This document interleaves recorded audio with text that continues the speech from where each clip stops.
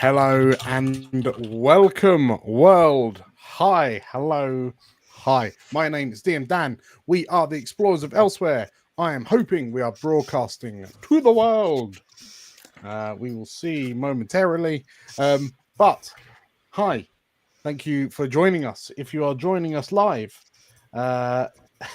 there's a few of you. Hello, Hungry Dragon Games. Hello, Chris. Hello, everyone else. Hi, hi, hi, hi, hi. Hi, hi, hi. Hi. So, what exactly is it that we're doing here, on this rather warm and balmy Monday evening? Yeah, who ain't so warm? How British of us. We are precisely 2.5 minutes into the stream, and I'm How talking about the weather. How about that weather, eh? Yes, welcome to Explorers of Elsewhere, Campaign 3, The Titan Isles, our weekly Daggerheart actual play stream. I am DM Dan. These beautiful creatures on the screen alongside me are our adventurers. We have Nate, hello. Hello. We have Livy, hello. Hello. We have Georgia, hello. Hello. Theo, hello. Hello. And Tim, hello. Hello. Hello, hello, hello. And we have all of you in chat on both YouTube and Twitch. So hi. Yes, once again, thank you for joining along with us. Because it's still kind of new to me, there's a little bit of a shopping list of things that I will quickly run through before we kick start. So, first things first. It's still here. I mean, I said it a fortnight ago, but I feel it's worth saying again. Happy Pride Month if you're celebrating. And I've been busy this week because recently we managed to get to a point where we unlocked memberships in YouTube. So we already have a couple of members who've joined in with us. I've also gone and set up a Patreon with the same kind of benefits and costs as the memberships on YouTube, and that is all in service of an EOE Discord, which I've built. It's not pretty, but it's built. It does the job. It does the job. Maybe we'll test it when someone joins. Someone who joins, we'll see if it works. But yes, if you enjoy what you're gonna watch tonight, if you're not subscribed or following, by all means subscribe or follow. But you can also join us over in the Discord. The Discord access is free. The link is in the description in YouTube, and it should be on Twitch when I get a moment.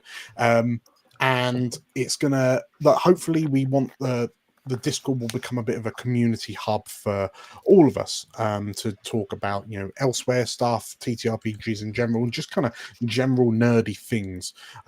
One of the goals, one of the driving forces of this channel really is to create something amazing in make-believe world, but also create something incredible in real life. So the Discord is hopefully going to be that kind of theatre that we can all come together, we can start sharing things, and hopefully just kind of enrich everyone's experiences of everything elsewhere.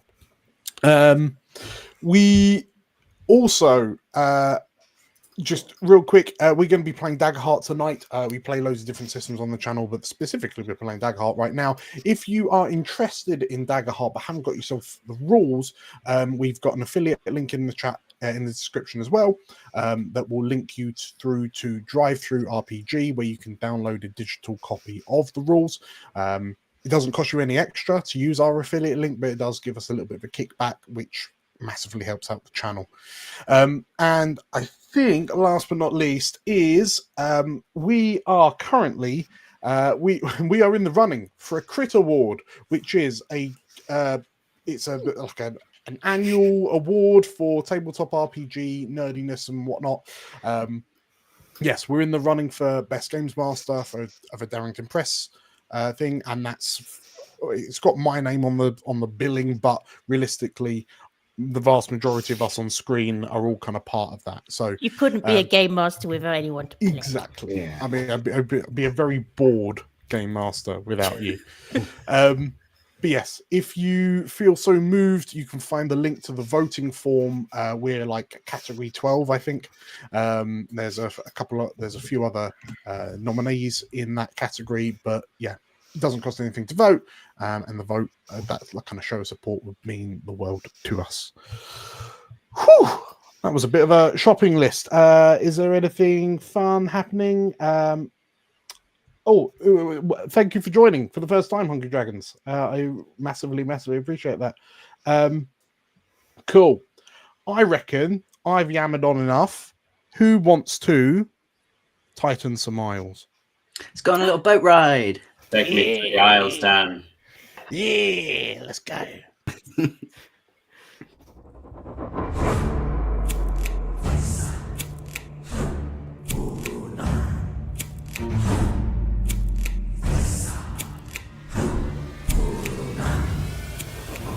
Hello, I'm Nate, and I'll be playing Griffin, a Sanguivar bard.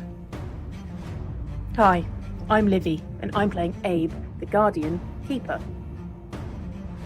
Hello, my name is Theo, and I'll be playing Cooper, a Dragon Scent Rogue. Hi, my name is Georgia, and I'll be playing Cassandra, an Asavar sorcerer. Hi, I'm Tim, and I'm playing Ghadi, Majani Druid. And my name is DM Dan, the Games Master in this adventure.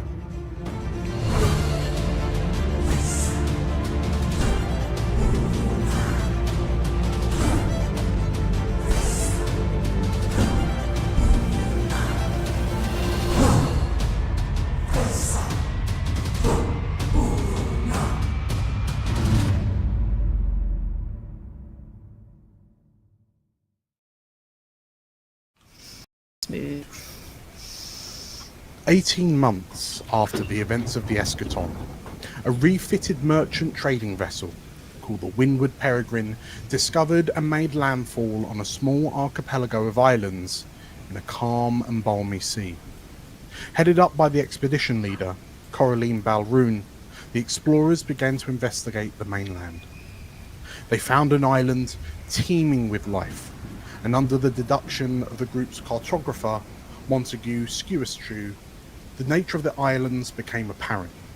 They had been cast to the sea by the events of the calamitous Eschaton, and almost vibrated with the powerful primal magics of two world spirits. The expedition would leave the island to found a town on a smaller landmass in the southern bay.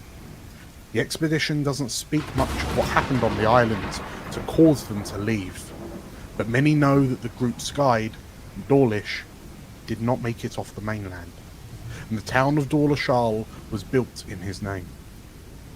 As our adventurers venture to the mainland themselves, the situation is much more dire, especially as the cause of such a lasting and violent storm is unknown.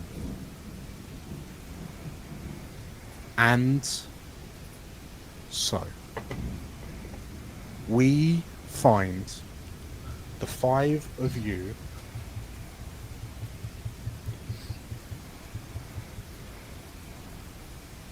aboard a ship, a vessel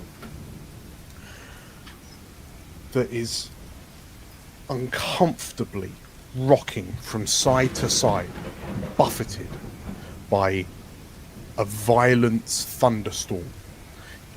The sound of the rain hammering down on the decking over your head sounds like hammerfall. Despite this, you notice that the crew of this ship, all pirates, seem somewhat less perturbed by the storm that buffets them. But starting with Cooper, where do we find you on the ship? I don't think he's a big fan of boats. He's a city lad. He likes his feet on the ground. So I think he is trying to remain as calm as possible, despite his very perturbed nature about being in a storm on a boat.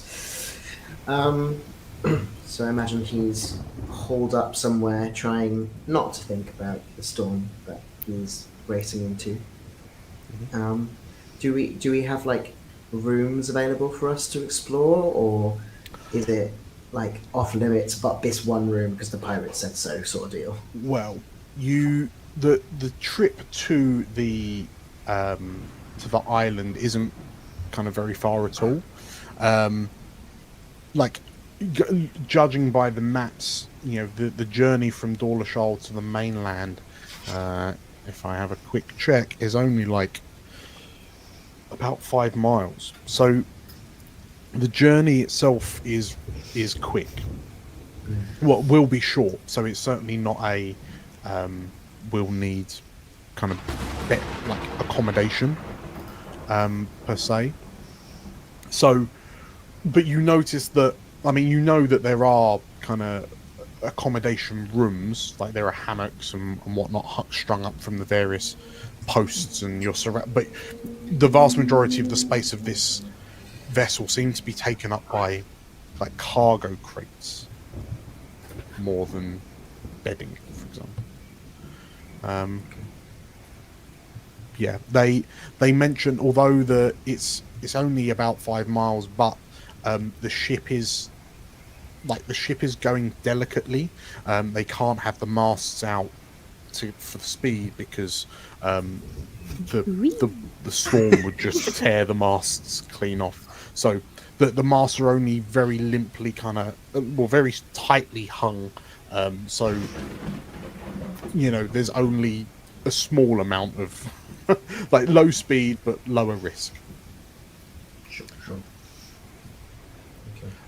Yeah, so where you find yourself in sort of like the main brig at the moment.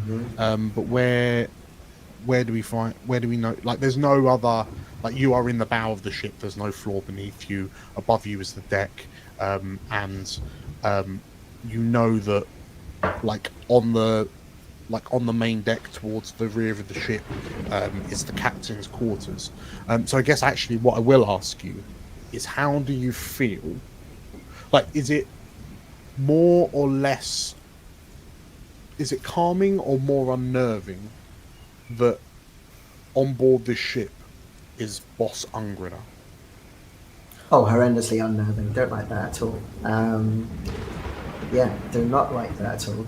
I would assume, just based on this conversation, Elismira is not in the brig with us and she is in the captain's quarters? Well, would you like to know where she is?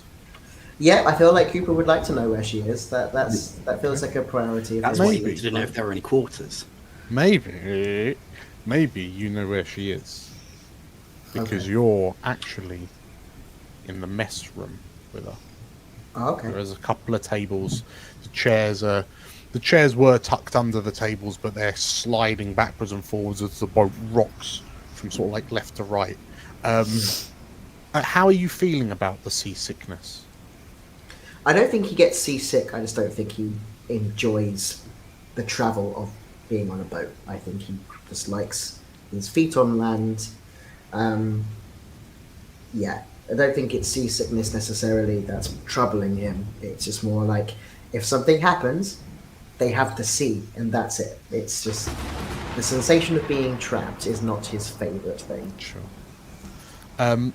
Well, yeah, as you sort of like hold on to the table for a little bit of security, you notice that sat at the other end of this table, like leaning back on her chair, rocking on the back two legs with her feet up on the table, like her feet crossed up on the table, like seemingly like swaying in time with the ship. It's quite like unmoved by the violent motions. Elismira is sort of like swilling some sort of drink in a flagon that she has in hand, and she looks up to you and just like she kind of gives you a, like, raises her eyebrows as if to ask if there's anything Anything up? Look, I have to ask, where did you come? She looks at you, and like as you ask this question, and like she looks to you, and her brow furrows a little bit, and then like she looks at you imploringly. Why did you... I don't think I can make that question any clearer. This is quite a dangerous place that we're going to. Why did you come? She like looks at... The look from the Ace of our woman across the table from you is one that makes you wonder if you're growing a third eye in the middle of your forehead. Like she's just looking at you absolutely baffled. And then she, like there's a look of shock on her face, and she, and then she, like reaches into a pocket and pulls out the two large kind of gem-like earrings that you've always kind of seen her wearing that she's not currently wearing. And as you watch her place them like over her ear holes, she like winces slightly and she shakes her head and, sorry, say that again? Sorry, I should have noticed. Why have you joined us on the ship? Oh, well, I couldn't tell you that. That's secrets, dear. God's sake. And Why? she kind of looks to you. You notice like there's this little wry smirk as if she's deliberately toying, and then like before you get a chance to say anything, you watch her take these kind of pieces of like arcane jewelry off of her ears again and place them back in her pockets. And perhaps like she seems like as she kind of leans back in her chair again and she's kind of looking up at the ceiling overhead, like perhaps maybe you wonder exactly what it is she's hearing when she takes her like her hearing apparatus out. Where do we find Griffin? Griffin, he's probably down, not in the... He's probably down where sort of like a good majority of the pirates are sort of getting on with jobs, or, you know, sort of idling time as they cross. Just kind of going around introducing himself to everyone. Just kind of going, hi, how's it going? I'm Griffin. Nice to meet you. Hi. Oh, not a talker. That's fine. That's cool. I can talk. How's it going? How's it going? How you been? How's it like to be a pirate? Have you got time for a survey? Are you kind of mainly limiting yourself to this sort of like this brig, or are you braving the upper deck and the elements? He's staying down in the brig first. That's fine. Fine. Well, in which case, yeah, like perhaps you're just kind of ricocheting between the Lorivar, like the dusky skinned Lorivar man, and there's a Majani man as well. And they sort of like, they just kind of grunt at you as you bounce between them. Who is there one in particular that you're really hammering in with? Let's go with the Lorivar man. Okay. The pirate sort of like looks up to you and pulls down the face mask that's covering the bottom of his face, and he... More questions, he says. And he's a little bit exasperated as you return to him.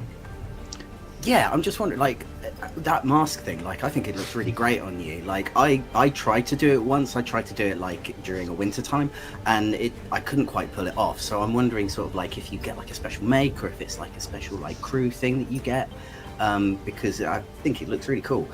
So yeah, like, how long have you been on this boat? How long have you been a pirate for? Because you look like you've been doing it for a long time. Is it all right? Pays well? The man sort of like closes his eyes for a moment and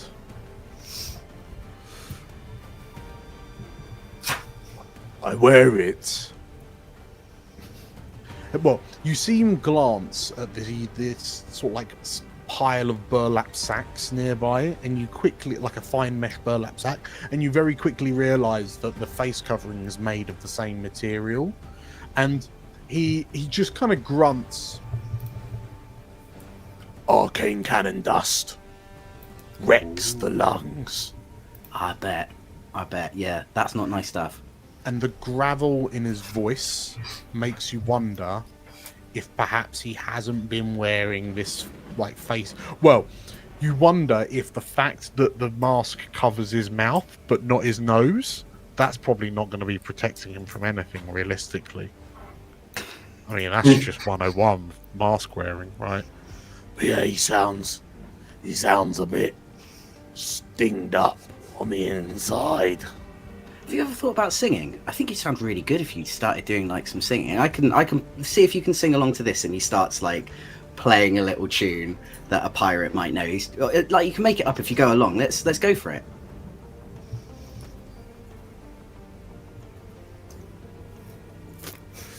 I love this. It's not great. It's not great. It is a passable sea shanty that he starts singing along to your rhythm, to your tune, but it's completely monotone. He's unable to pitch, so it's just this droning. Well, maybe this because he's got failing vocal cords from huffing too much arcane dust. But yeah, it's a real bubble. Like, what shall we do with a drunken sailor? What shall we do with that? It's just one note. Oh well, I think it's a good start. I can give you some sort of vocal exercises that you can do, and then maybe on the way back we'll give it another go. How about that? I'd be delighted. Brilliant. Where do we find Ghadi?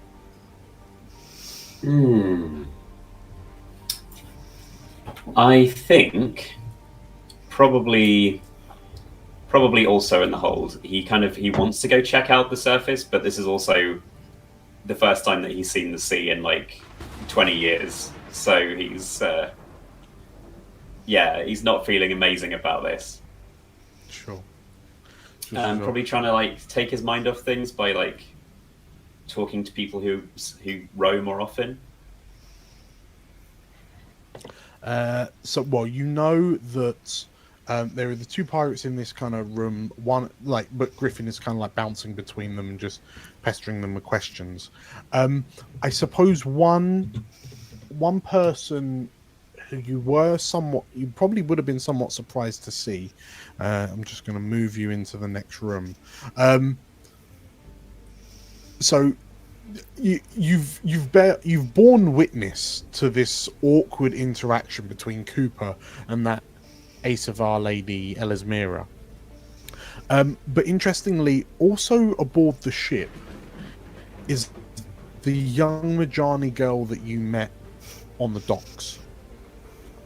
And like she was sort of like happy to meet you. Well, she was happy to see you again. She was somewhat sad because she still hadn't managed to get her pet rat to behave. But yeah, you very quickly find out that she is actually part of the pirates' crew. Ooh. Yeah, I think I'll roll my eyes hearing what's going on with Cooper and Elismira and be like, so, you're one of the pirates, eh? Don't think I caught your name. She nods, and Well, yes. My name's Melusina. We got. I was so excited about what we were doing with when you started talking to the rat that it completely escaped my mind to speak to you about it, to tell you about my name. It always happens. It's like when you meet someone with their dog, you just learn the dog's name. How is Roland? He's being difficult, to be honest. And like she reaches into her sort of like her foot, like she's got all these kind of third layers, and she reaches into like one of the inside pockets and pulls out this little rat, and like the rat that like you notice that she pulls the rat out by the base of its tail, and like the legs are just like flailing, and like this rat looks like you haven't got your beast speech activated, but you can almost hear the rodent like screaming in protest as she like yanks him out of the pocket that he's desperately trying to cling on to. Yeah, he doesn't seem to be taking much notice of the training, to be honest. Yeah, how strange. No, I stagger sideways into a wall as the ship pitches. I've got no sea legs whatsoever. You like as you fall to one side, so does Melusina. Like you wonder if like how long she's been part of the crew given her age. But like as she trips, Roland the rat slips from her hand, and as like there's this look of like jubilation on his face, and then with lightning reflexes she reaches out and grabs round him, like catches him in midair, and you can see him sort of no he returns to her grasp. I will free you, Roland.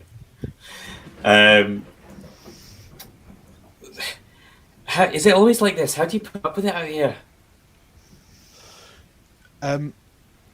She sort of like balances herself. It's normally a lot calmer than this, to be honest. It's just, yeah, the storm's only been here for about a week or so, maybe a bit longer. But usually it's just easy sailing. We can make several runs to the island in a day. I mean, is this a good idea? She looks to you as if she doesn't quite understand the question, and no, we've had Renangar's blessing for a while, so yeah, it'll be absolutely fine. Right.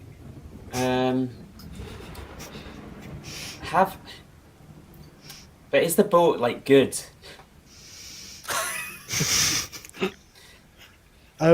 She sort of like looks to you and yeah, she says, and you can't help but get the feeling that it's a yes of someone who just hasn't really needed to look for another answer. Yeah, I do. Well, have you at least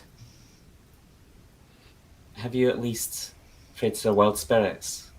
I mean, Renangar's all well and good, but this is the sea.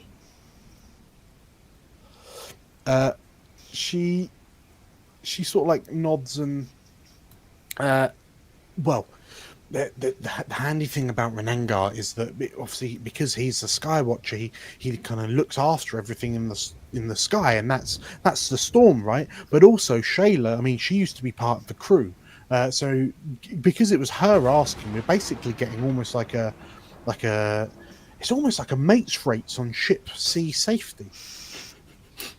Great. I'm going to look for some sage and cling on to something, but it's lovely meeting you again. Melusina Bye. What is Abe doing? I think. Let's make sure I'm on.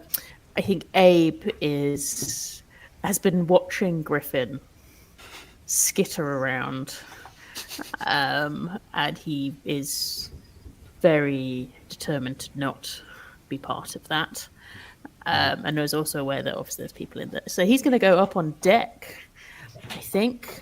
Okay. He would like to have a smoke. He does not. He's not being polite by not smoking in the hold. He just doesn't want to have to do like doubles with anyone. He doesn't want anyone nicking his stuff. So he's just going to go and smoke on his own. And he's looked at these pirates, and they look like they might want some. So he's like, nah. Okay. Well, as I spent time in this, I'm going to show it off. But yeah, as you make your way up through the ship, if you could so kindly open the door, and then if you want to go through the door, and the stairs are to your right. I collided with a wall. It's just like real life. He is big. He is big. Ooh. Oh no, there's people out here that might want to smoke. As you step out onto the deck of the ship, the storm is wildly fierce. And perhaps unnervingly, the lightning that peels across the sky is a bold and vibrant violet colour. It's certainly not like any lightning you've witnessed before, but perhaps also just as unnervingly, when you see the peel of light, like lightning overhead, normally it takes, like from your home on the mounds, when you've watched kind of sea storms in the past, it takes a little while for the boom of the thunder to arrive. But the light, the flash of lightning and the crack of thunder are almost simultaneous. As you feel like you're really kind of charred. The ship is creeping its way through the heart of this storm. But yeah, you can see that there are considerably more pirates up on deck, and like as you notice one of them flinch as thunder crashes overhead, but you can see them sort of like tirelessly working, even though you can see that their clothes are slowing them down, so kind of sodden with rainwater as they are. Abe just kind of nods to the one and tries to get himself kind of off into the side, slightly opposite from everyone else, and is gonna he's trying to like light a flint to like try and get his pipe started, and it just gets the shield off his back and kind of makes like a kind of little umbrella for himself so he can just like start up his pipe away from the elements. And he's just kind of there, just trying to not look very like, trying to blend in, even though he's like 8.5 foot tall and smoking a pipe under a... I'm gonna be what is colloquially known as an arsehole. And I'm gonna ask you for a finesse check to try and spark, to spark your flint, because it's a very deliberate motion. But you're currently trying to. I'm going to ask for finesse because it's not because you've got to like balance the shield on your head. I've got horns. They're like a perfect. Oh yeah. Well, you're balancing the shield. You've got the pipe in your mouth. You're trying to cover the pipe hole to stop the pipe weed getting wet, and you're like, fine.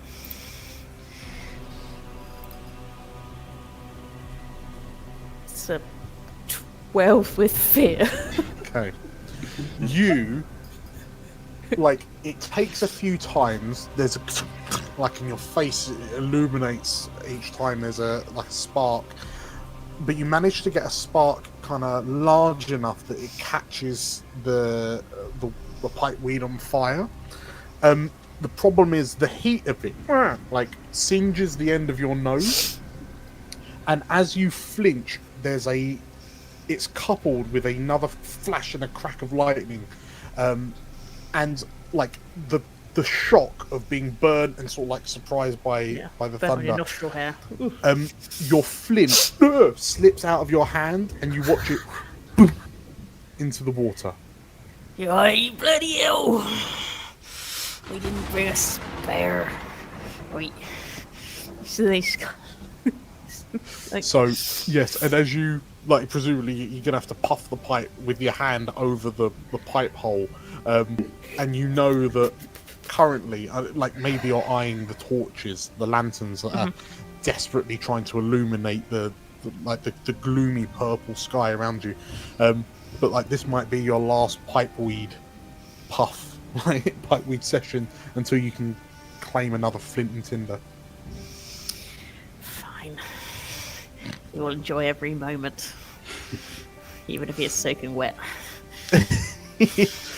Well, as you miserably, like grumpily, puff this, and like you watch as like the pipe smoke.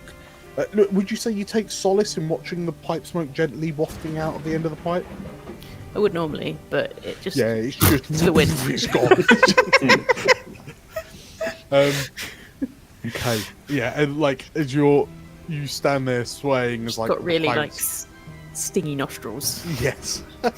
And yeah, you watch as the crew aboard the ship desperately try to keep the mast, like the sails, behaved enough to make sure that it doesn't capsize the ship. Lastly, then, Cassandra. I think Cass is also up top. Okay. I think she is also not taking heed of the sailors' need to do their jobs and staying out of the way. I think she's at is it the bow? Is the front of the ship? Sorry, is that the front or the back? It's the front, isn't it? I got the word right. Yes. Yes. Okay. I was one of two, and I was. So she's at the bow. She's watching the approaching island with sort of rapt interest.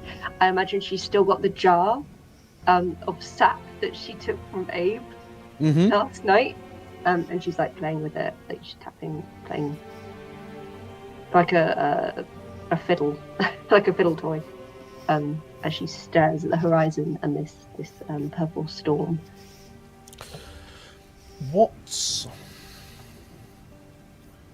As you look at this storm, like say, there's a few moments where the front of the ship is kind of being tossed from left to right, most violently. So there's a couple of moments where you have to like stoop low to kind of maintain your balance and sort of perhaps kind of grasp onto the grab onto the sides. You're stood by an arcane cannon.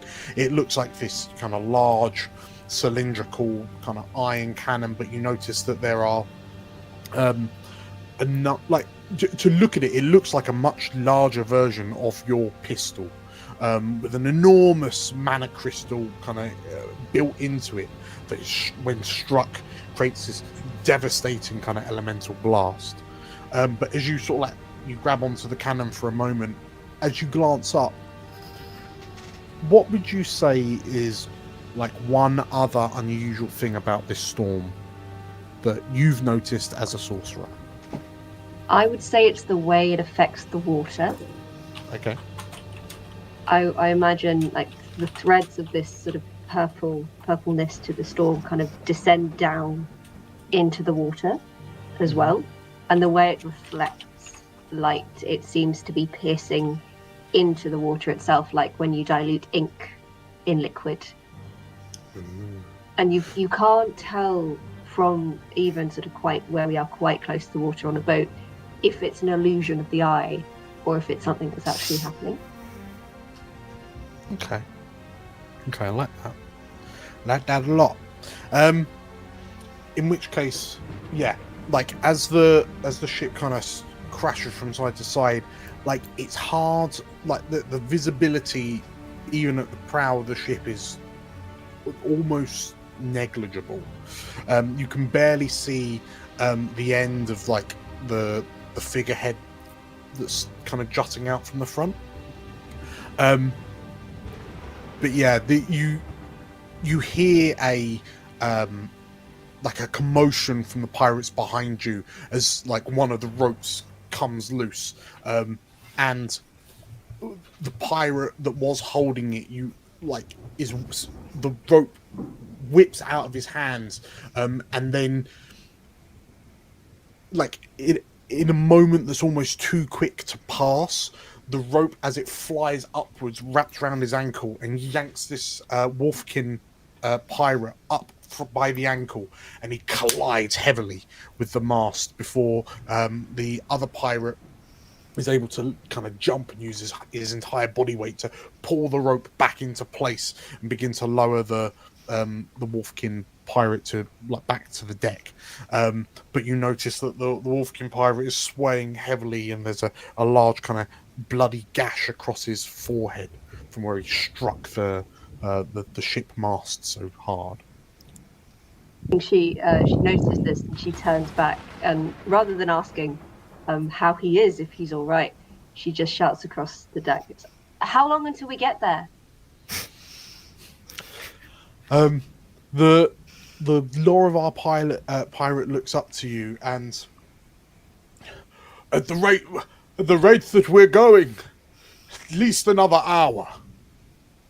Is there something we can do to make this quicker?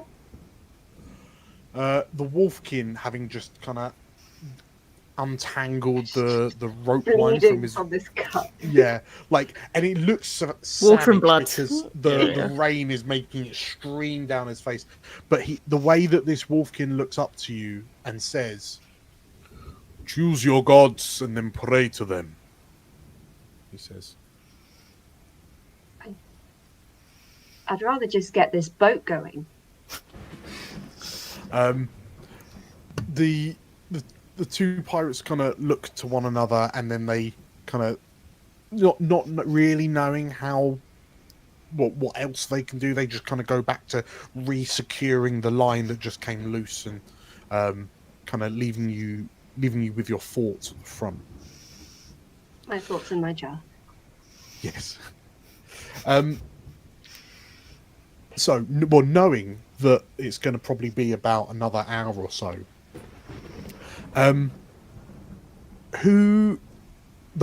between the five of you will all have some time, time to, I suppose. Tell me. Let's switch back to Ghadi. Between last night in the Bountiful Parley in Dorlashal and this boat ride, whilst this boat ride is a little bit stressful, you have all kind of gained the benefits, the effects of a long rest. So what was between the five of you, what is it you were up to? What have you done? What would you like to do? Shall we start with Ghadi? Yeah, I'm glad that it was a long rest, because I did it and then was like, oh, should I have did it? I should have did it. Amazing. I think a lot of it probably was just spent trying to get his head around the situation that he's suddenly in, where he's gone from a relatively sort of structured nomadic day-to-day to the bustle of a city that he thought was a lot, to suddenly crimes and pirates storm riding. So yeah, he's I think he's probably just trying to figure out how to exist in the situation that he's finding himself in without going a bit too mad. Okay. So he'd probably track someone down to try and bounce off to make sure that he's not going mad. Air his grievances. Yeah. Is there anyone in particular that you had your mind on? I feel like Abe seems like he's the least involved in all this bollocks. He's keeping himself out of all this, and it seems very sensible. So I assume he'll probably be out for a smoke or something at some point. Sure. Where back in the good old days when you still had your flint and tinder. I remember those days. Well, do you imagine? Sorry, do you imagine this? Like, are you finding Abe before you were on the ship, or like during the? Presumably, if that's when the long rest would be. Well, effectively, you've got the whole time period from like last night up until the present moment, and also that hour, like the next hour or so. You've got time I think I think like the previous evening, I think I'd have wandered up when you were having a smoke because I want to be outside anyway. Okay. Any chance I could get a wee puff of that, big man?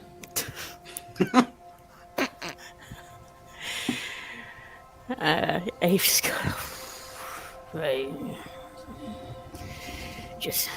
Well, you know how to smoke a pipe. What do I look like? Hey, of course. There's nothing to do. Get in there. Right, as long as you know how to smoke a pipe, you're not going to get all gunky or nothing. Don't do any weird whatever you lot do with pipes, I don't know. Just passes him a pipe that's obviously going to be much bigger than oh yeah, I'm like pipe for Ghadi. Yeah. Chris in chat has acknowledged that Abe's pipe is the size of a car exhaust. It's like a clarinet. So I'm like, hey, I shouldn't do like the spit sharing ceremony thing.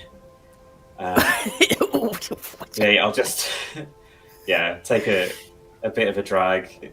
And I think he actually takes it like absolutely no sweat whatsoever. Yeah. It's He's a herbalist. Yeah. How do you deal with all this all the time? What? All this people and stuff and I try not to. That's why you found myself in this position. I kind of try not to do nothing with none of these folks. Used to be quiet around here, and then I just kept more and more kept coming along. It was better when you were back with I assume you were with a keeper village or something at some point. Yeah, It must be nice and quiet, eh? I don't know about that. I don't need no one. Oh, aye. But like, it must have been really interesting, right? What? You must know a lot about the world spirits. Well, we know, and we know what we don't know.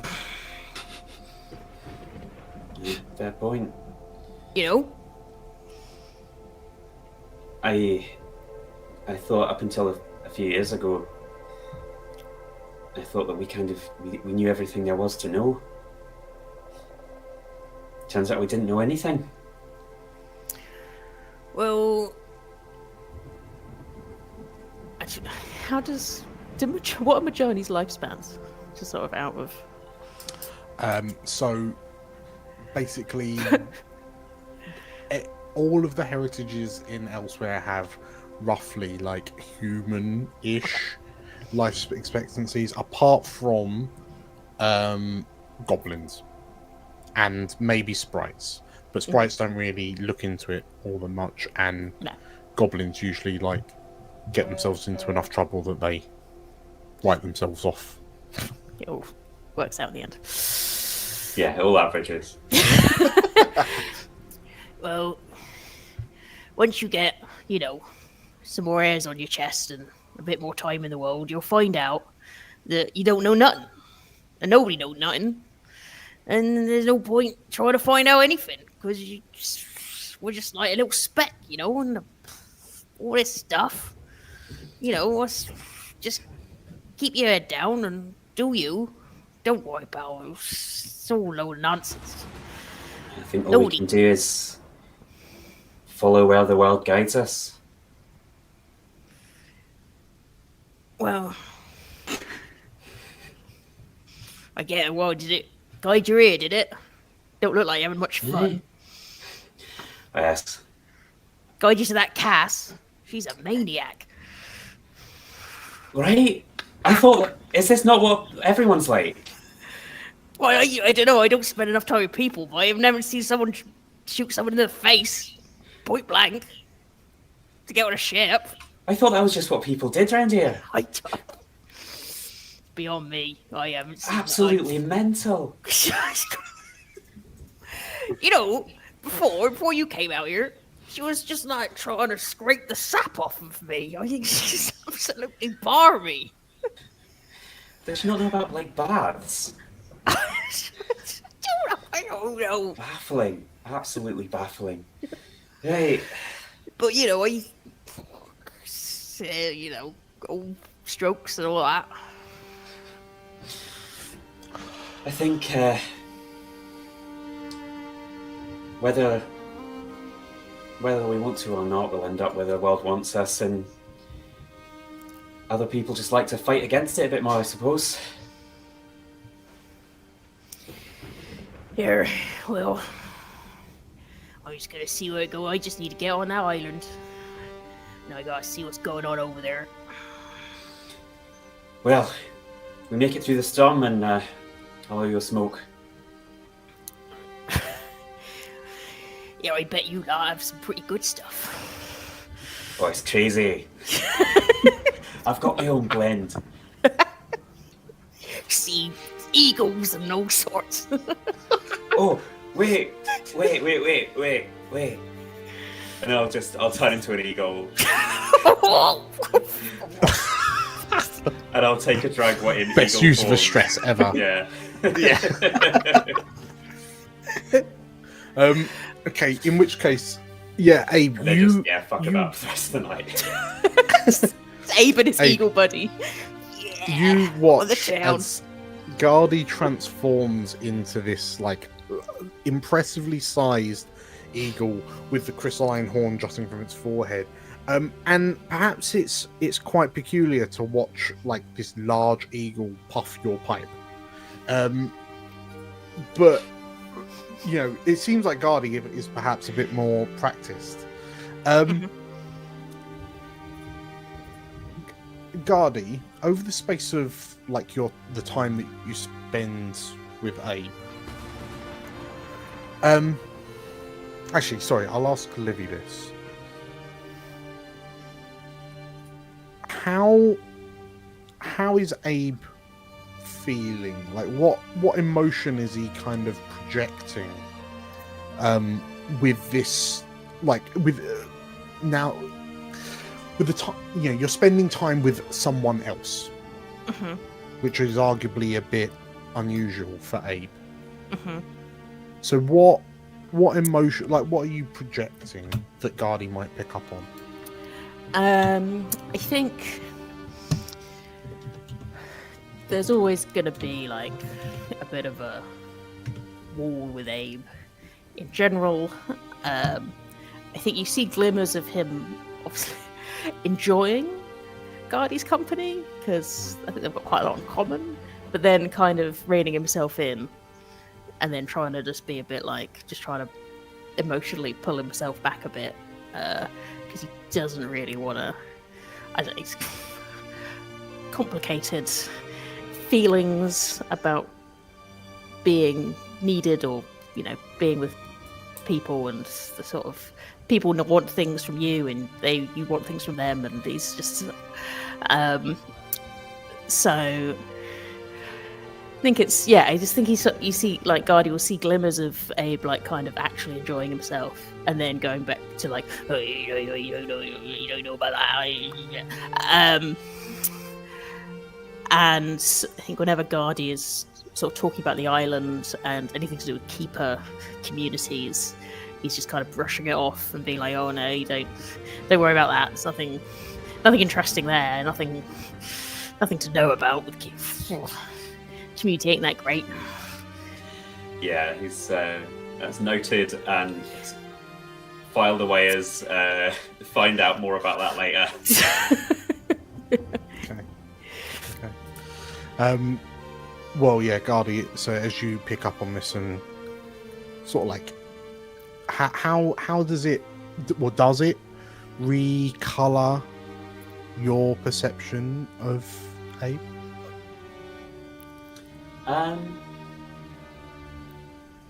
I think a little bit. I think he's already seen enough to suspect that there's it's a bit of a front that he has. I think it makes him curious as well. Like he's always felt very much like a part of his people, and he's only left because he feels like he has to. And meeting someone who it seems like has left their own sort of family, as it were. I think that's odd and interesting to him. Yeah. Well, with that thought in your mind, yes, the two of you continue your larks ably. Can I say for my long rest that reduces my stress? Sure.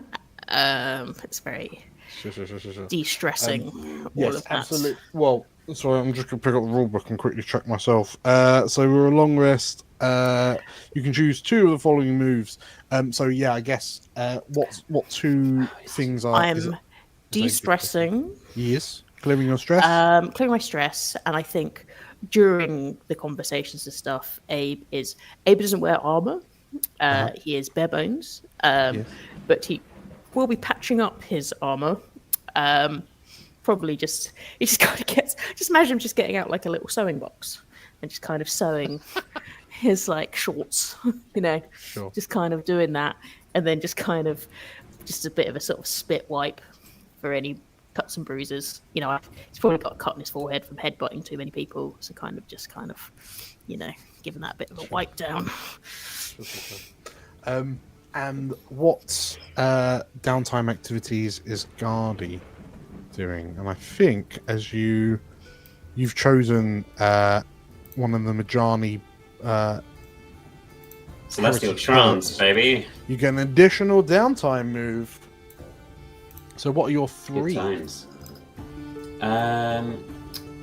Let's see. Is there one that we can get hope, actually? There is, isn't there? So you can You tend can to your prepare. wounds, clear your stress, repair your armor, prepare, which gives you hope, and work on a project. So I think the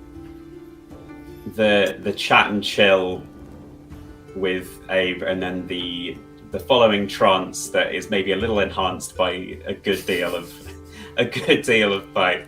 Of herb. So I've cleared stress, and I will gain hope and heal, I think, and leave my armor a little bit battered. Amazing. Fantastic. Okay, so that's the two of you boxed off. Between Nate, Georgia, and Theo, who wants to jump into the spotlight next?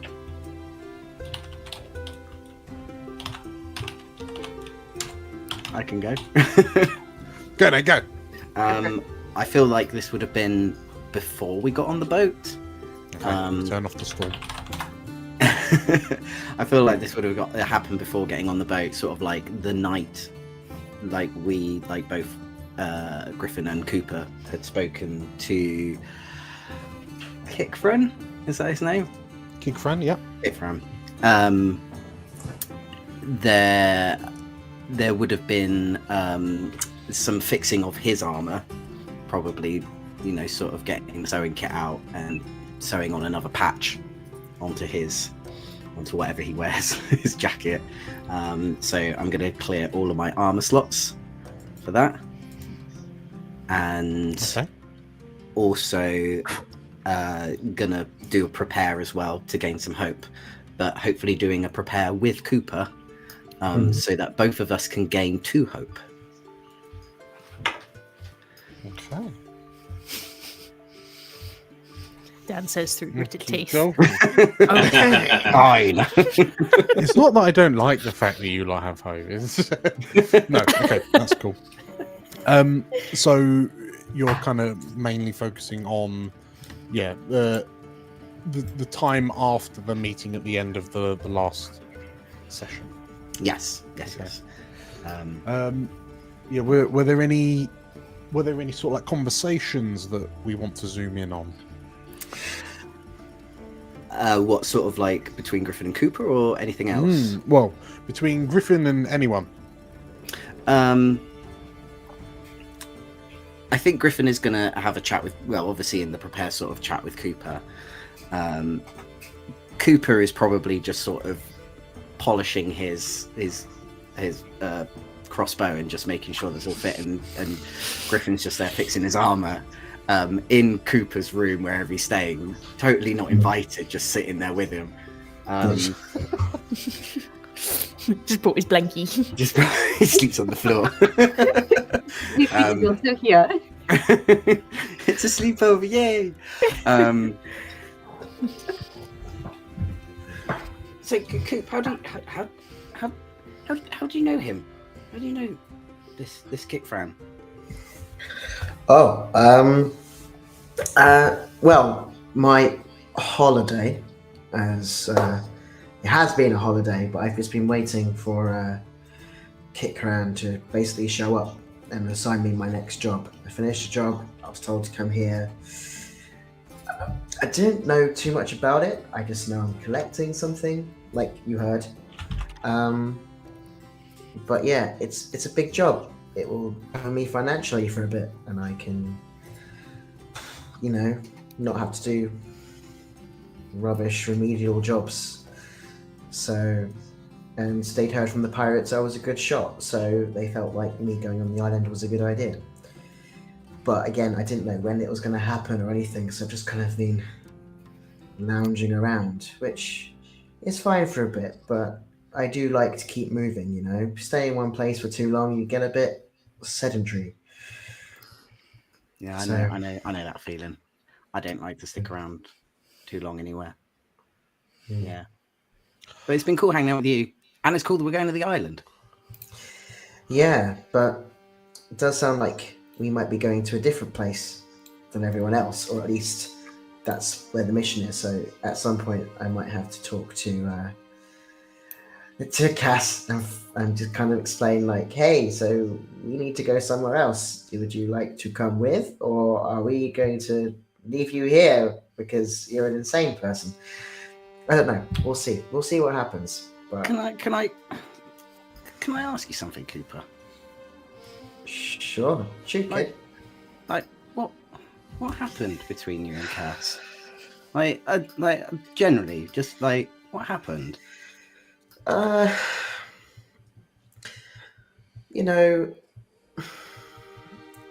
It's complicated.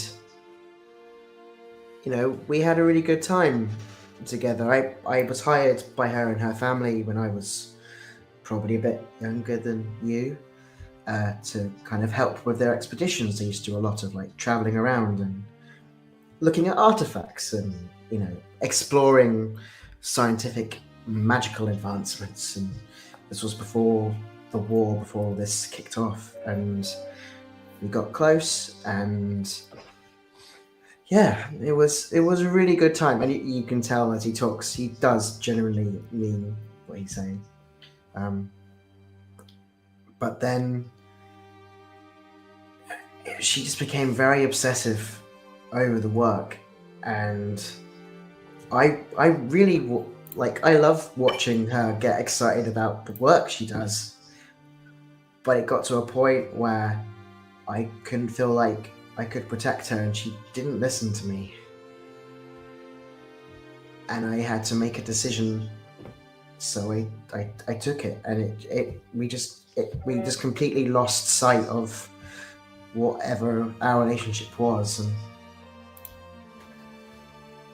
so I left, which is probably quite a cowardly thing to do, but yeah.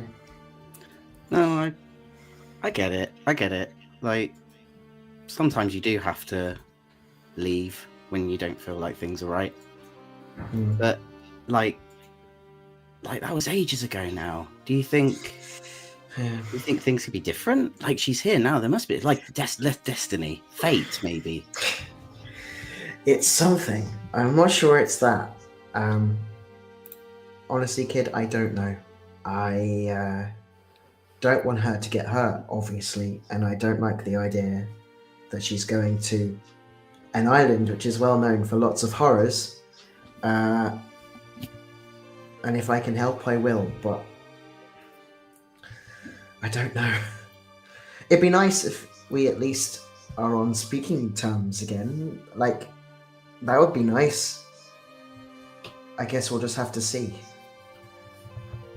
But Well, I can't watch her get like obsessive again. That was insane last time. well, maybe we can do both. Maybe we could do your mission and also look out for her. Look out for all of them. Yeah. I mean, Abe probably doesn't need us looking out for him, but I think Abe will be fine, to be honest. He's a great big lad. I'm sure he can take care of himself. maybe he needs looking out in the friendship area. That's not really my department. That's your department. So, let's scheme a project. You become friends with Abe. I'll try to make up with Cass, and we still do this mission and we help everyone. I think that sounds like a good plan. Good way to go forward. Yeah, let's do that. And I need to ask Ghadi what else he can turn into, because that was insane. Yeah, I rode on his back. Did you see that? I was kind of arguing with Cass at the time, but I did kind of see it. That was incredible. It was cool, wasn't Absolutely incredible. Yeah. God, magic, huh? Also, I need to ask Cass, because I didn't know she could do any of those magical powers. So that's a conversation I've got to have with her.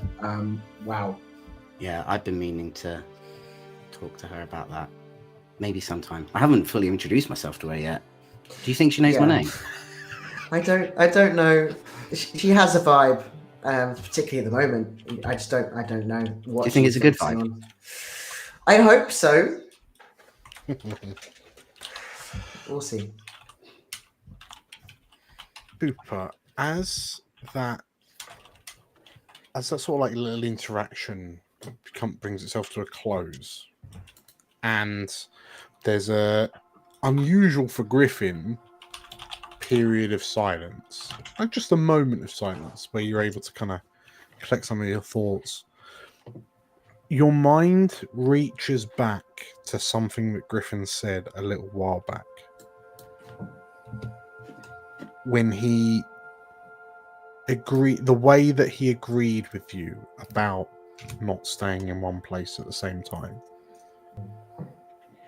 And you obviously have your reasons for always moving, but you feel like there's some sort of different reasoning going on in Griffin's mind. Sure. Is it something that, like, as it comes to the front, as it comes to your attention, is it something that you ask, or are you happy to just ponder on it? I'm not sure. I think Cooper's been quite open with Griffin. I think like they formed a. I think at first it was a more Griffin friends of Cooper friendship, and that's completely valid. I think, as the days have gone on, he's valued Griffin's company and time, and he's never been malicious. And I think that's something that Cooper appreciates as someone who is just themselves.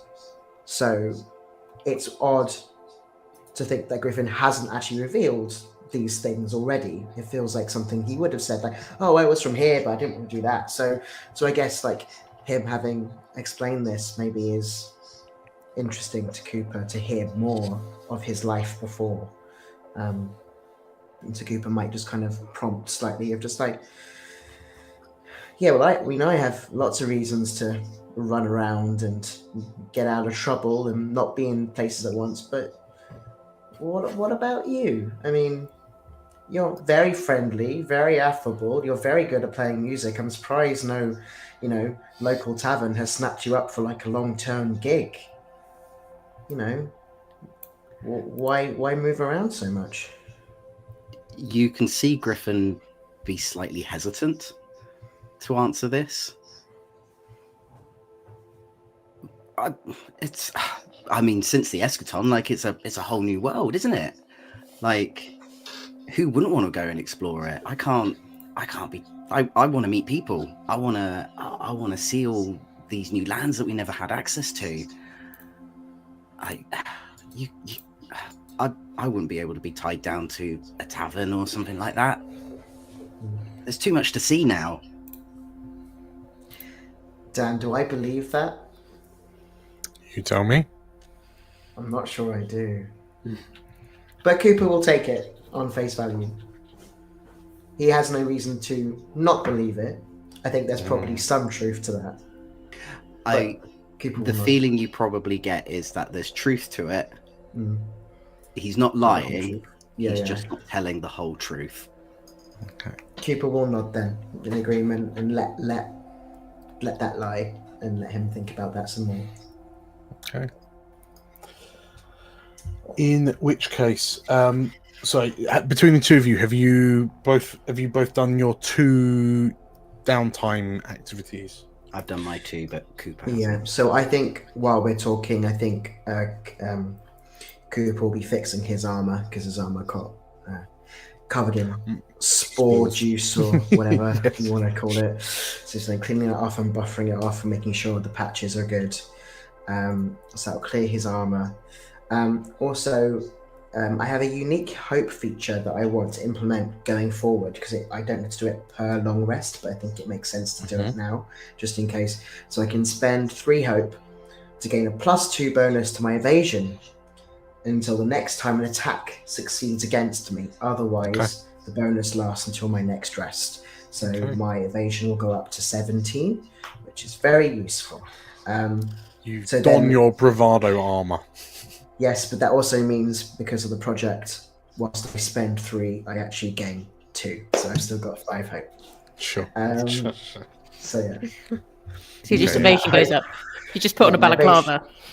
Basically, I feel like he's just been greasing up while they've been driven him into. Okay. In which case, perhaps we then kind of flash back to the present, and Griffin, Cooper and Griffin. Perhaps Cooper, you're kind of pseudo daydreaming about that conversation you had with Griffin because Elasmira is not being particularly talkative and she keeps on taking out her like hearing gems. Griffin, you just noticed that these pirates they're just not really conversationalists. Not like Cooper was. So rude. So rude. He understands they're busy. Last but not least, where are we zooming in on Cassandra's long rest? I think Cassandra would have spent at least one of her long rest points on determining if this hard-won sap that she's found through her extensive research of wild magic and of the eschaton, if it can tell her anything about what they're about to find on the island. Cool. And about what she particularly is seeking there. Is that like are you, for all intents and purposes, starting like a project, maybe? Yeah, it would be a project. Okay. Let's involve progress countdown. Really good, really good. Okay. What ability are you using? Are you attaching any experiences or some sort? Yes, I was just trying to find my experiences. I say researcher probably goes quite well, and also she is lawborn. She is lawborn. That is very true. You also has an advantage. That gives you advantage on history, culture, and politics of a prominent person or place. but That probably won't help it, but I think researcher would. definitely. Yeah. Definitely. Okay. Just got will... like a miniature centrifuge in your backpack. Just put the sap in. Spinning it. Just start spinning it. It's just her hand. She's just spinning it. She is the centrifuge. Okay. If you spend the hope for the experience, and then by all means go ahead and roll, and then add +2 for your researcher experience. So what should I just roll? I think if you're researching, if you're like you are fundamentally sort of like investigating and so on and so forth, that's gotta come under the purview of knowledge. Recall, analyze, comprehend. Cool. So knowledge roll and then +2. Ooh, That's a crit. oh, lovely. I think. Yeah, it is a crit. Yeah, it is okay. crit. So you can clear an additional stress and you Nice. gain your hope back. Oh, brilliant, because I had no hope left. Yeah. So you gain your hope back. So what you notice as you're sort of like inspecting this sap that you painstakingly scraped off Abe, thanks to your sorceress origins, you also have an innate arcane sense. Oh yeah, of course I can tell if something is magical and nearby. And you recognize that there is a strong primal like magic mana. There's primal mana flowing through this sap. Well, effectively, it's almost like, to look at it,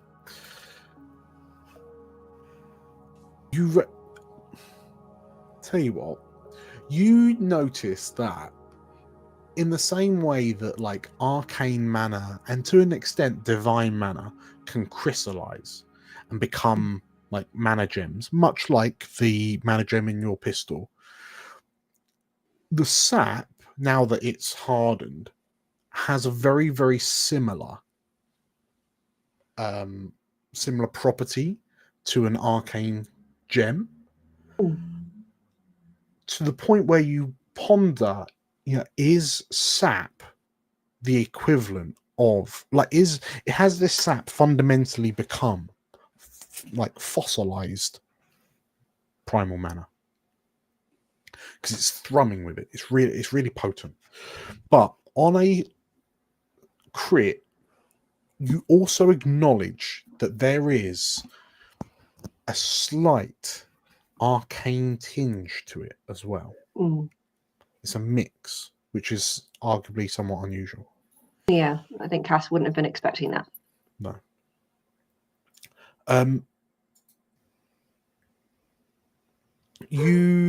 So tell you what question would you like to ask about, like, from your investigation? I think she just wants to know as much as she can about the two spirits or the two gods living on this island. She wants to know as much as she can. I suppose she wants to know if the origin of what attacked them at the marketplace is to do with these two creatures that she's trying to find. Well, I'll let you decide. I'll let you tell me whether it is in fact linked to the world spirits or not. So, I'll let you give me the yay nay, and then we'll go from there. I think it's kind of a mixed answer. Yes, but also no. It's like something has spiked it. This arcane presence that she can sense. It's like something else has come into the magic as well. So it's not a straight answer of yes, you have been attacked by these creatures. It's the magic may come from there as origin, but something else has also handled it. Sure. Okay. Yeah, I can run with that. You absolutely acknowledge that the primal mana, like from the research that you will have done, you know that the two world spirits on the islands, Faisa and Burunan, are heavily kind of aspected into fire and ice. And you can see that the like in effect the manner that flows through, much in the same way that like light is comprised of various kind of wavelengths, it all combines into one, but you can kind of pick out the different kind of flavors of light, if you will. There's definite like resonance of like a fiery temperament and an icy temperament, combined into this primal manner. But I think you're right in that you feel like it is spiked in some way, perhaps by the presence of this arcane manner that is running through it. Now, arguably, that's kind of worrying, because, like, is the arcane manner a cause or a symptom? That you can't tell from the sap that you have in your hand, but you know that it is acting as this this extra that shouldn't be there. But whatever has happened, the primal manner contained within this chunk of sap that you have is almost more than is greater than the sum of its parts. It's become something else. I think Cass spent most of last night writing this down in her notebooks. And perhaps maybe we smash cut to the present, where at the front of the ship you glance up at the purple lightning peeling overhead, and you can't help but feel that tingle down your neck every time the sky illuminates with lightning, because you can feel almost like a burst of primal and arcane mana ripple, like scorch through the air.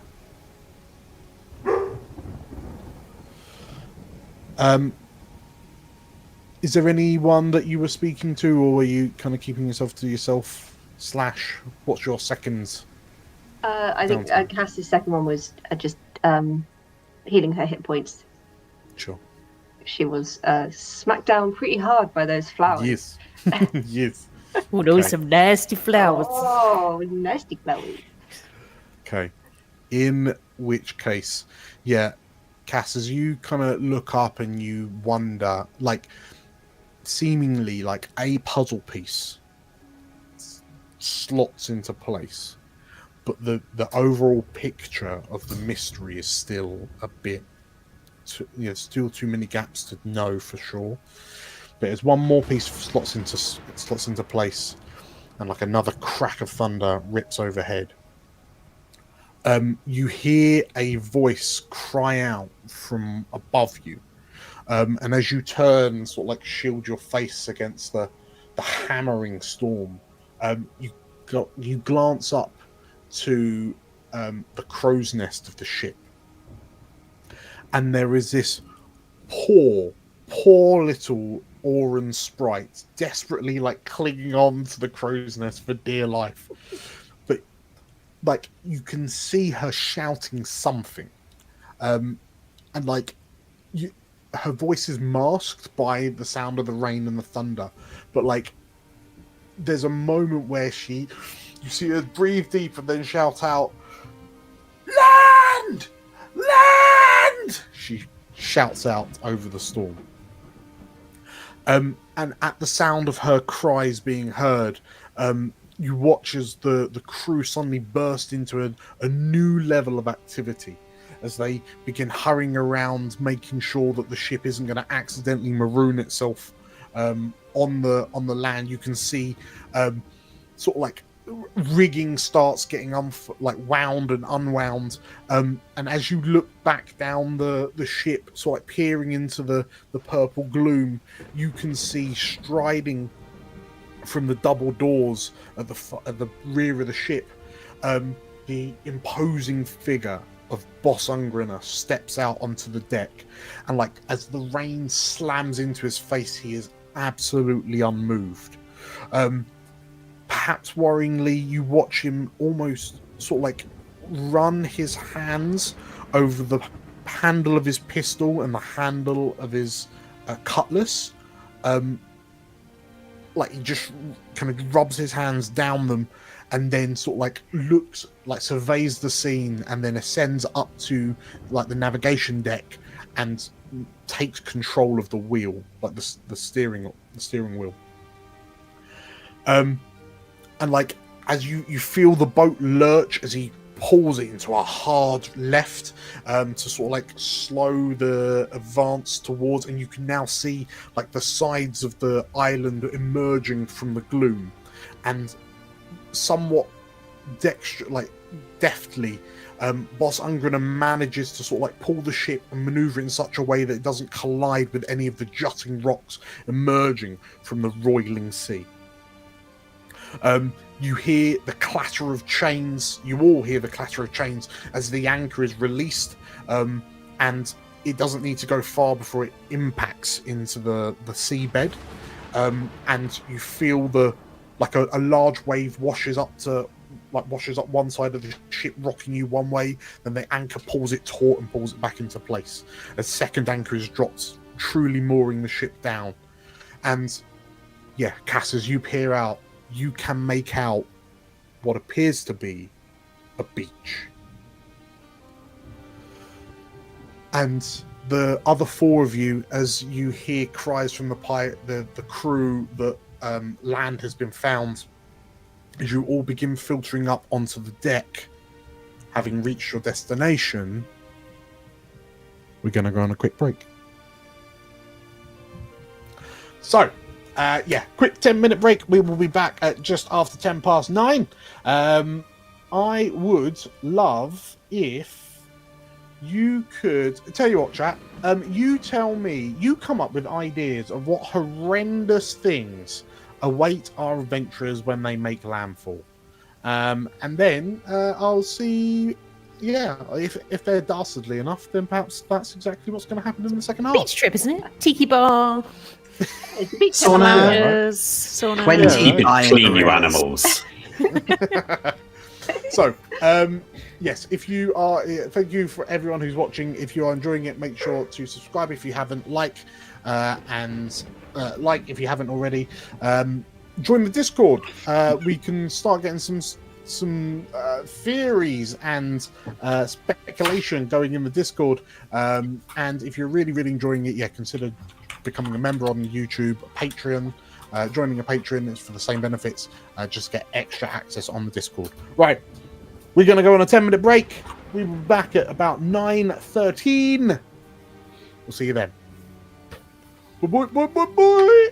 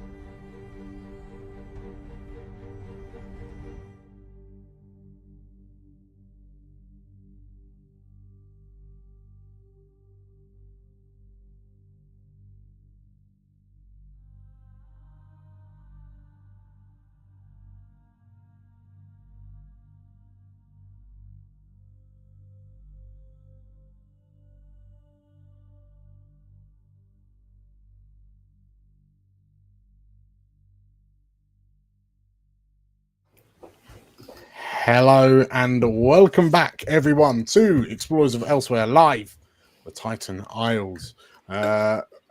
If you have just joined, hello, welcome. I'm DM Dan. I'm joined by Nate, Livy, Georgia, Theo, and Tim. 1, 2, 3, 4, 5. Bam, bam, bam, bam, bam, bam. And yeah, we are plunging into the second half of our 4th session in this campaign. So, to really quickly recap, you have just you've just arrived via pirate vessel on the shores of the titular Titan Isles.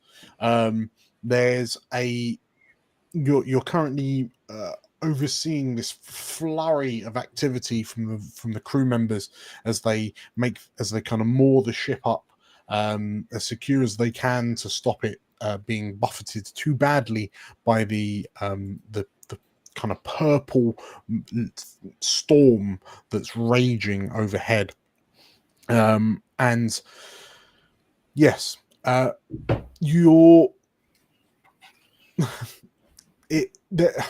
who's happy that there are no like dinghies, like rowboats to take you to the beach head. In fact, you've just got to sort of like jump overboard and swim the last kind of 50 meters or so. Swim? Yes, because to lower the rowboats in, even at this, like, well, may I ask, would the rowboats, no, they probably wouldn't be pancaked too hard, would they? No, yeah, I will say there are rowboats. So yes, the rowboats are lowered, and the 5 of you make your way, presumably in 3 separate rowboats. Griffin and Cooper, Bezies, Cassandra and Ghadi, the explorers, and Abe. On his own one. He's going so much faster than everyone else as well. Yes, you make it up onto the beach of the Isles, and let's start with tell you what, if Abe is the one rowing the fastest, you've got the big long arms. As you make it to as you make it onto the beach and sort of like pull your rowboat up onto the sand, it's still like the sky is still a deep violet overhead, like an indigo almost. And like it feels like the rain the rain isn't relenting. It feels like 1,000 tiny fists just constantly pummeling into the back of your head and your shoulders. But as you glance around, what's the first thing you notice on this beachfront that takes your notice? Question: has Abe been to this beach part of?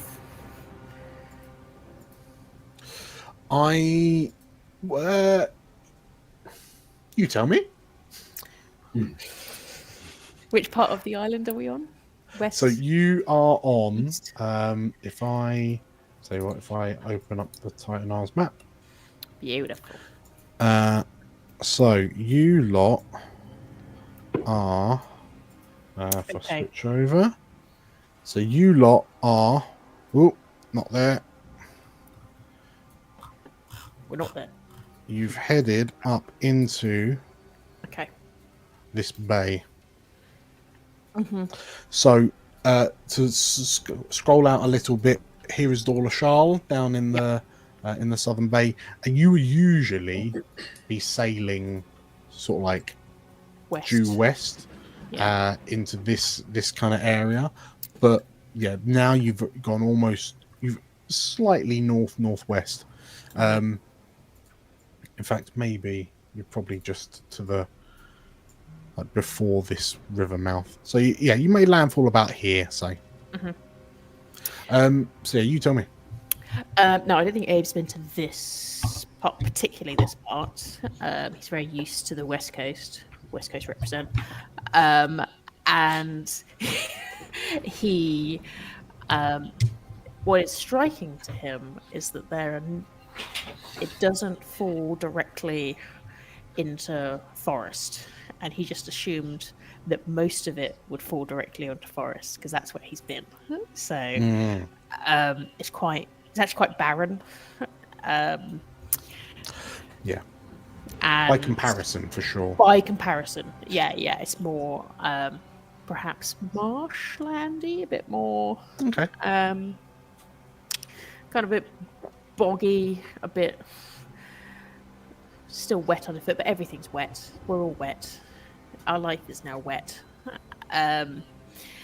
So he's kind of looking to find shelter because he's just kind of got on. He's soaking wet. He's trying to put his first thought is, I need to put my boat somewhere so it stays dry. And he's just kind of looking around like, why isn't there anywhere to put my boat anywhere? It's not going to sink or get rotten. He doesn't know how long we're going to be here. So he's kind of just desperately looking for somewhere that he can stash the boat. His boat. The others can do what they like with their boats, but his boat, Sure. He wants to stash somewhere that isn't going to get rotted underneath. Okay.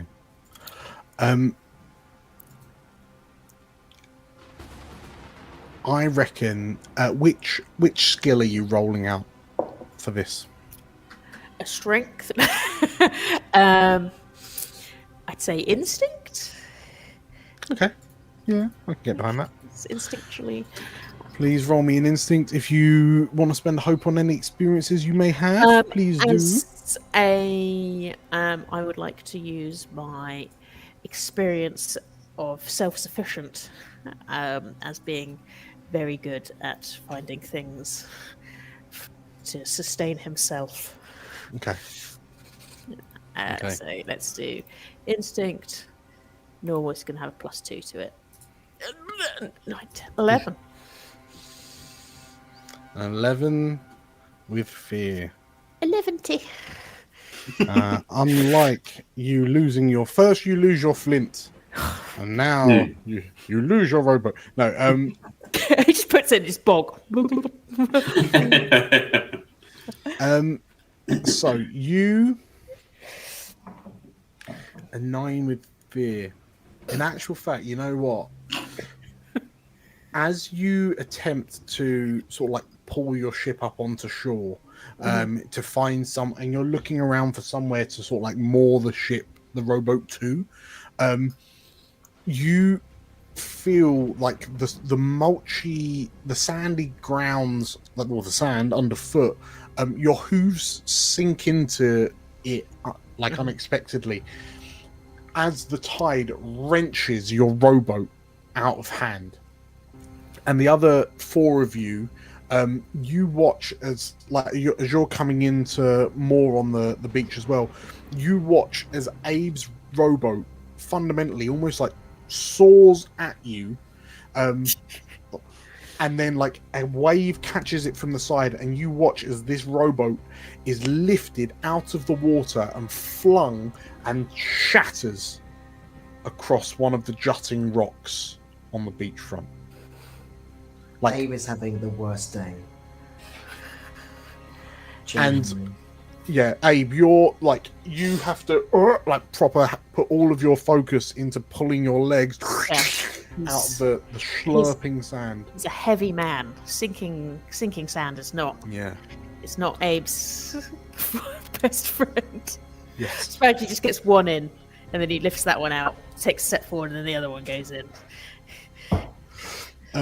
You watch as this rowboat is reduced to splinters as it crashes, like dashes itself across one of these rocks. Tell you what, let's go for Ghadi and Cass in your rowboat. Like, as you pull up onto the shore, what's the first thing that you notice? I think as we see Abe's boat obliterated, I'll be like, are these things single use then? I think we need to get out of this one. Yeah, Sounds good. Boss Ungrin, I don't charge by the boat. It's like, Look, I'm not gonna lie to you. I can turn into a fish, but I don't think that's gonna help you much. So let's stick together and get through this, all right? right, all of this is sinking sand. Everywhere I'm touching. As far as I can touch. Can I pull on some of my nomadic experience to try and navigate my way a safe path through the salt marsh? You can. What ability are you rolling me out? Instinct, I assume. That's for like tracking and wayfinding. I hope. Yeah. Let's say that. Sweet. All right. And I'll spend my hope for my experience. Just to check real quickly. Chris in chat has asked, "Are you still an eagle, or have you reverted back to Majani?" I've been rowing with an eagle. Has the eagle been That rowing? was last night. Okay. Now I've just got a little bit of a post-eagle headache.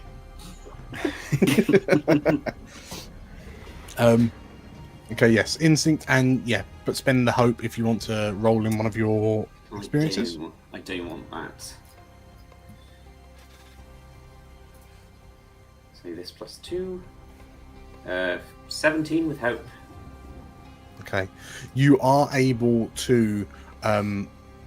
So you were looking to navigate your way onto like a safe patch. To lead like Cass and ideally Abe if he's close enough as well to an area that's dry enough that we can stand there without being in immediate peril of death. Sure. Yes, you are able to spot like it's a bit more.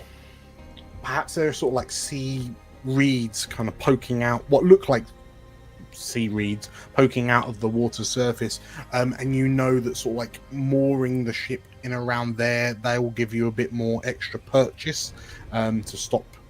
Like the reeds will kind of stop anything from sinking too badly.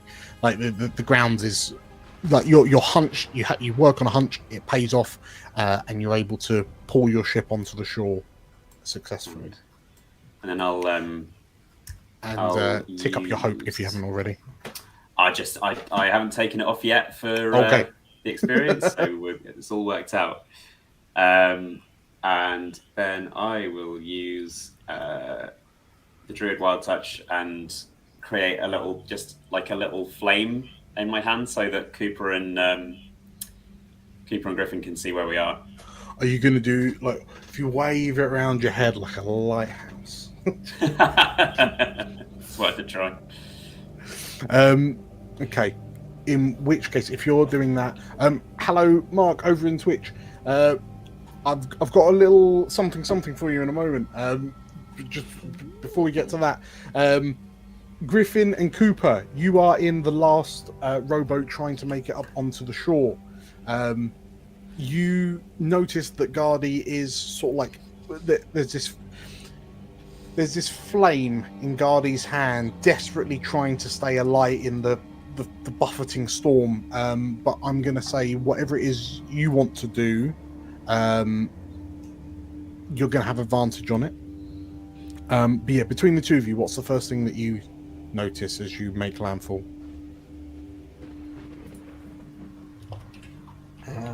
Personally, I think what's interesting is obviously the boggy marshland, but because of the way that the water is hitting, it creates fog.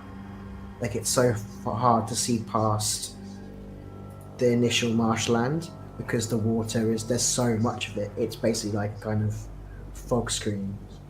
Because of the way and I think it's probably quite warm as well. That adds again to that kind of foggy, misty nature. It is warm. Warm rain is the weirdest. It really is, yeah. Okay, it is very warm, yes. And in actual fact, then I would argue because of the fog, it's almost kind of because it's giving that kind of glow, that out of focus glow to Ghadi's finger torch. But yeah, no, there's a thick fog. I like that. Between the two of you, how are you going about making landfall? Like what abilities are you rolling out? You got anything, Griff? I've got something to keep the boat in place, but we've got to get there first. That's fine. If it's if that's the thing that you're doing, what's the plan there? I would like to use time lock to just lock the boat in place. I don't have to roll anything. It's just if a creature tries to move it, I then have to do a spellcast roll. Okay. But it will move after a short rest, so it will just go off its thing.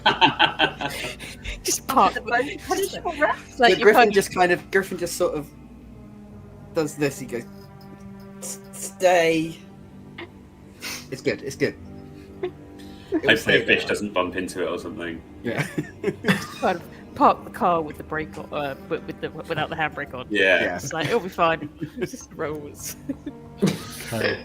So you use time lock. I'm picturing this as straight up the time lock ability from Tears of the Kingdom. The chains just burst out of it like older chains. Okay, right. Okay, yeah, fine. You managed to time lock your ship in place. You manage to follow Ghadi's directions, and then you lock up the ship. And as the five of you take a few steps up away from the water's edge, which I should say is crashing backwards and forwards onto the shore with an insistent rhythm, the five of you turn and watch as the vessel that you just sailed in on, which Mark Songs over in Twitch was the only person to give us a ship name that wasn't Boaty McBoatface or Shippy McShipface. So you watch as the Intrepid hoists anchor and peels away from where you are, getting some distance from the islands. And Dan, I have a question. Is Alice Mira with us? Did she get off? Did she join us? Or did she just go, I'm just here for the journey, bye guys? Waving. Bye. Waving from the Swilling some wine, as she seems to constantly do. Abe turns around, she's clinging to his back with a wine glass. He's been there the whole time. I think, curiously, she did in fact stay on the ship. No great loss. Okay. So it's just the five, just the five of you on the Cass is completely island. ambivalent about this.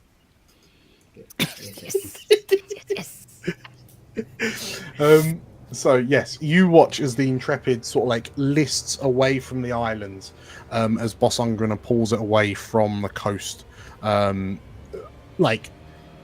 He said, as you were getting ready to leave, it was to make sure that the boat doesn't get unexpectedly dashed on the rocks. But I can only imagine there is a small part of you all that worries, that hopes that he is in fact coming back for you, as the ship kind of disappears into the fog that surrounds the coast of the Isles. I was going to ask Dan, with this place, does it look like that people, because obviously the pirates are going back and forth quite regularly when there's not a storm really happening, does it look like they actually use this area? Is there anything like a small dock or any sort of poles in the ground that show that they tie their boats to it, or have they literally gone yeah, they'll be fine there, go on, off you go? That'll do. Roll me.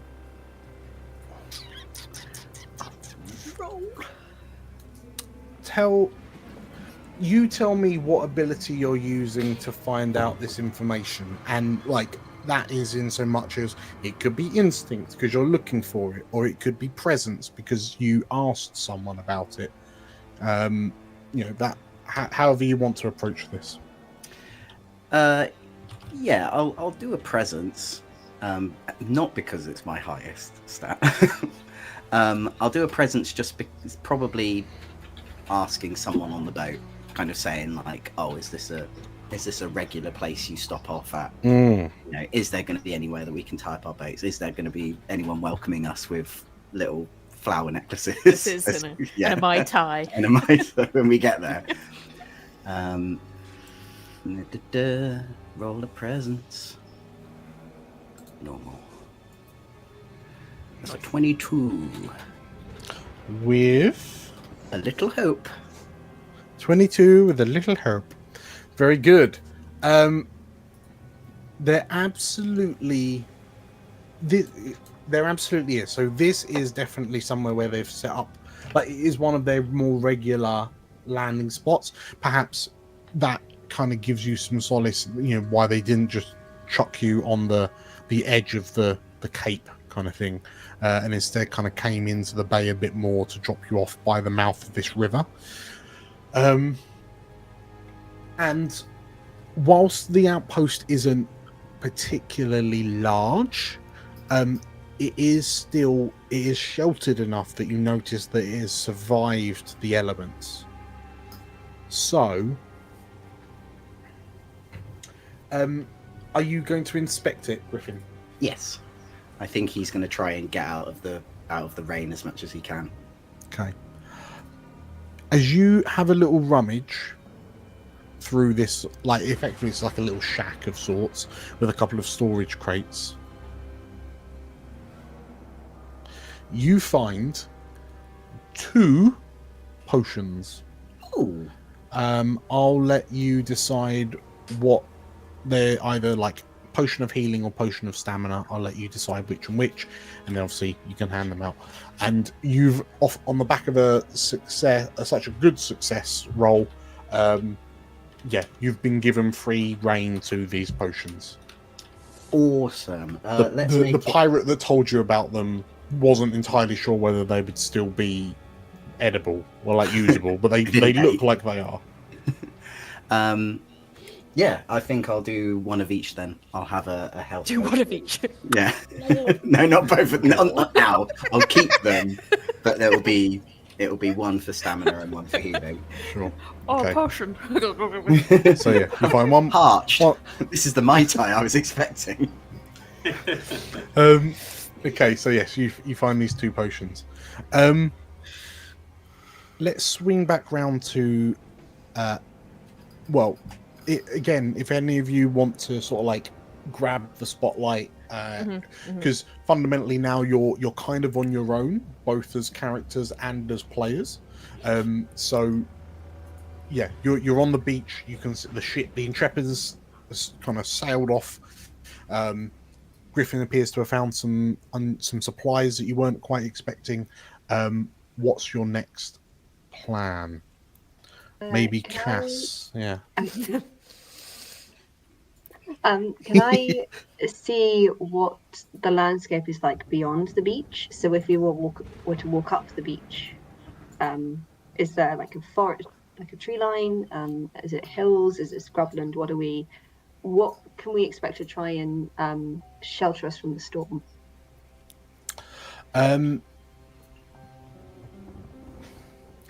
What I reckon, if you tell me what you hope you're going to find, and then we'll let the dice decide. I'll do the opposite. I should destroy it for you. No. I think Cass is, even though she has this burning desire to see a bloody god, nobody's letting her see a god. Part of her does hope to find some shelter.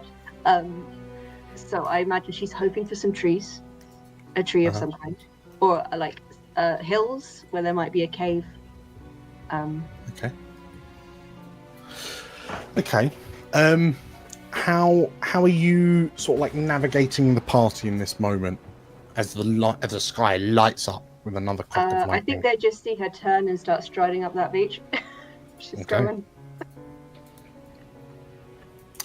What ability would you like to use? To perceive trees. Yes. Is a instinct? Yeah. I suppose that is navigate. Yeah, that tracks.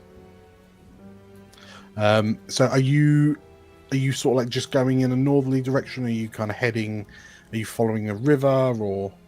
I imagine she's heading north up the beach to see what is at the end of the beach, basically. Sure. What the landscape is that's immediately around them or in front of them. Sure. Okay, so you've rolled Rolled with hope. Rolled 13 with hope. Okay. You do in fact find, as you head directly north, let's switch to the map so everyone can see what's up. As you head directly north of your position, you find a river that seemingly runs like it's the river that ends up as a river mouth on this beach. So let's... And the river seemingly emerges from a tree line. And yeah, you very quickly find that, like, it's about so each of these hexes is approximately a mile, I believe. Yeah, is a mile. So the walk is about a mile up. You head about a mile up the beach, and then you find this tree line kind of wrapping around, vaguely kind of following the coast. So in a sort of a line like that, and then just kind of petering off for the boggy marshland. Yeah, Yes, but boggy marshland probably isn't the best for shelter against bigger magical storm. probably not. You suspect not. But yes, the tree line is there. So if everyone's but I'm hoping everyone is following you. Yeah, you are able to, like, once you get to the tree line, you're able to carry on using the river as a bit of a navigational tool, as this river kind of snakes through the undergrowth. It's still like the storm isn't as oppressive, given that you've got like a canopy overhead, but it is still quite hard going. The forest floor, like underfoot, is covered in sort of like battered, fallen, wet leaves. It makes the ground quite slippery to traverse through. But at least you're largely kind of keeping. You've got some sense of bearings thanks to the presence of the river. So there's the tree line just there. Cool. Who's next up?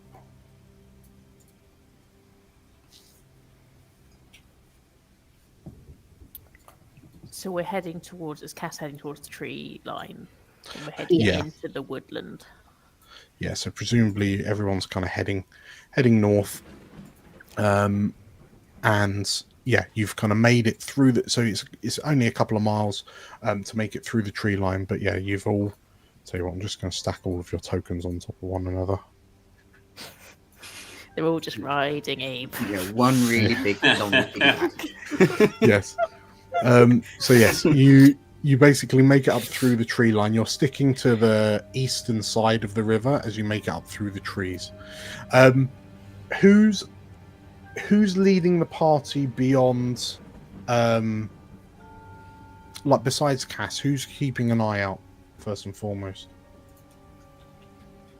I think Ghadi certainly will be if Cass is letting him get have much of an opinion on where they're going. But she probably does trust him as a druid. She does defer to his knowledge on nature in this instance. Does it seem like is it a familiar kind of habitat around here? And is it like the other trees, ones that I recognise, or are they quite different to where we've come from? I think I'll say... Give me a knowledge check. Ooh. And then by all means spend the hope for the experience if you so wish. I've rolled it now. 11 with fear.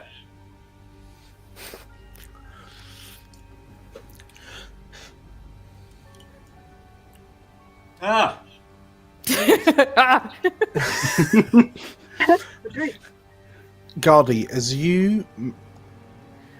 you're walking through this forest, I mean that concept, that prospect is something that you're very, very accustomed to, I would imagine, from sort of like home life and so on and so forth.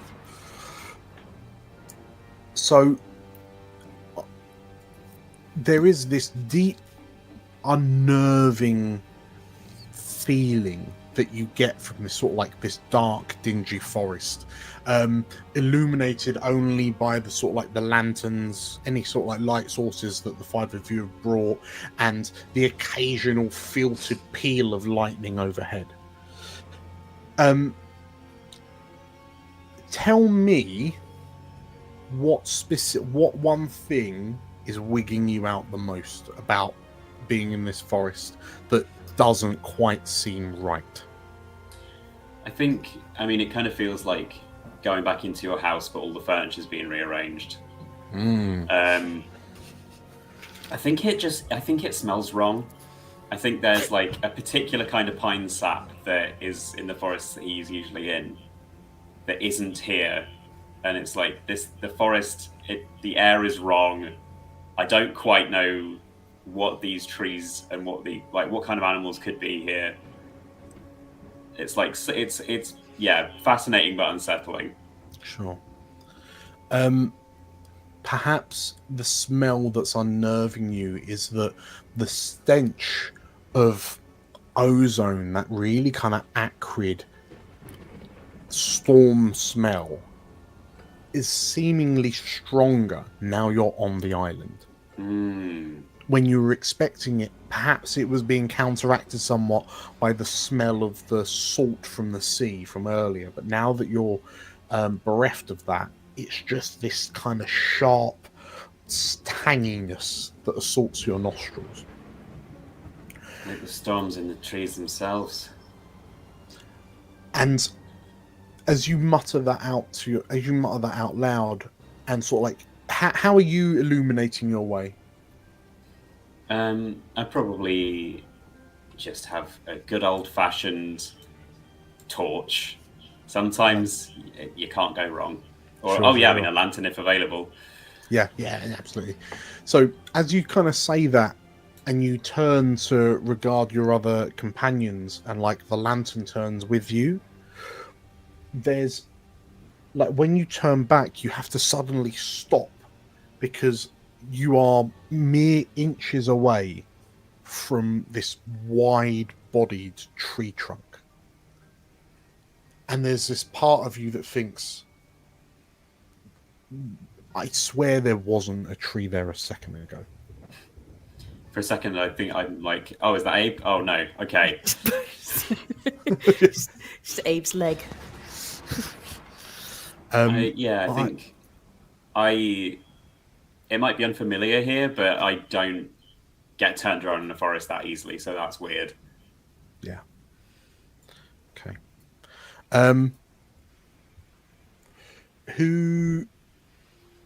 Who's taking the spotlight next? I think Abe, who has been on the island before, knows what kind of creatures could potentially be living here. So he's keeping an eye out for that, and also keeping an eye on all these sort of small little people that are with him that would make delightful snacks for said creatures. But at the same time, maybe telling the others of, like, oh, I saw a beast, it was as big as this, and I nearly had my arm off, and I punched it in the head, and just kind of just telling tales of large beasts in a kind of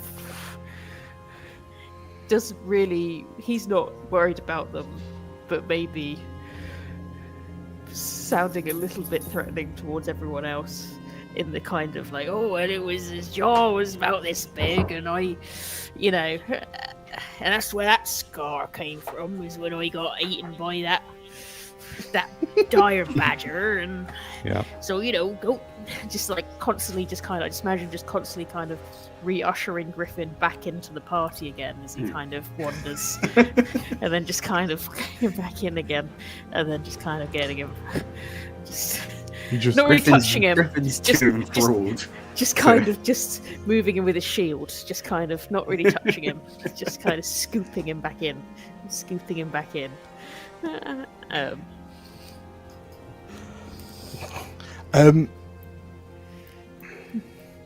It sounds like, as you're recounting these tales, I mean, that sounds kind of presency, you know? Or Yeah.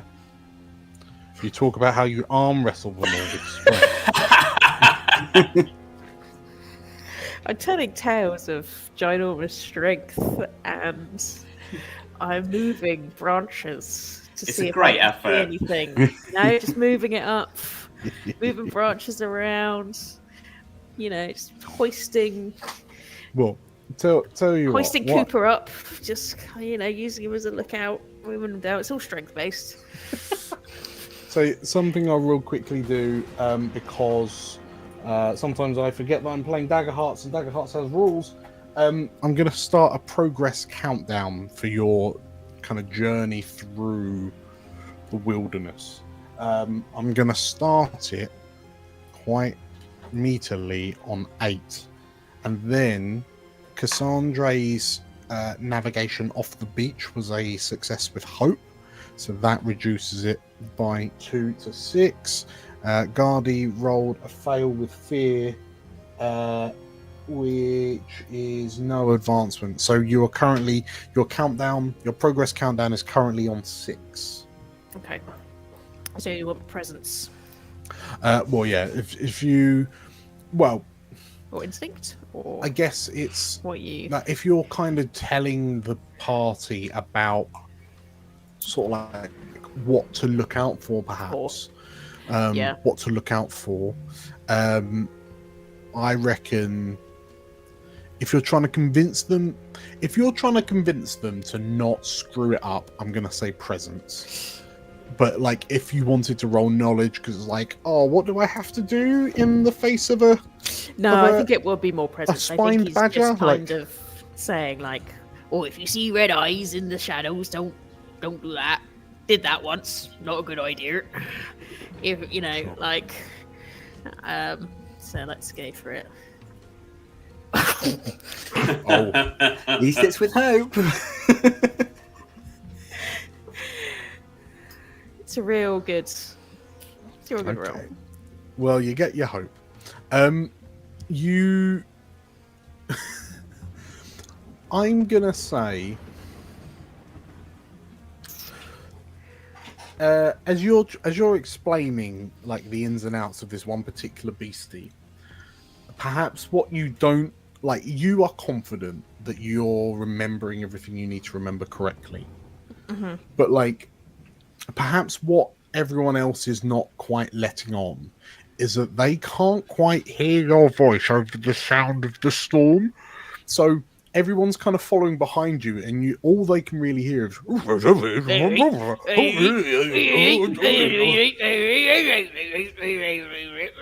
yeah, all right. Cool.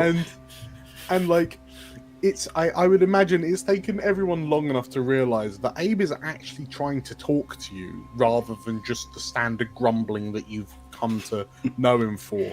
But like, you've only realized it too far into the like one-sided conversation that now you can't go back and get him to clarify. At least yeah. he's talking. At least he's talking. Abe, you've told everyone all of your worldly knowledge, and no one has heard it.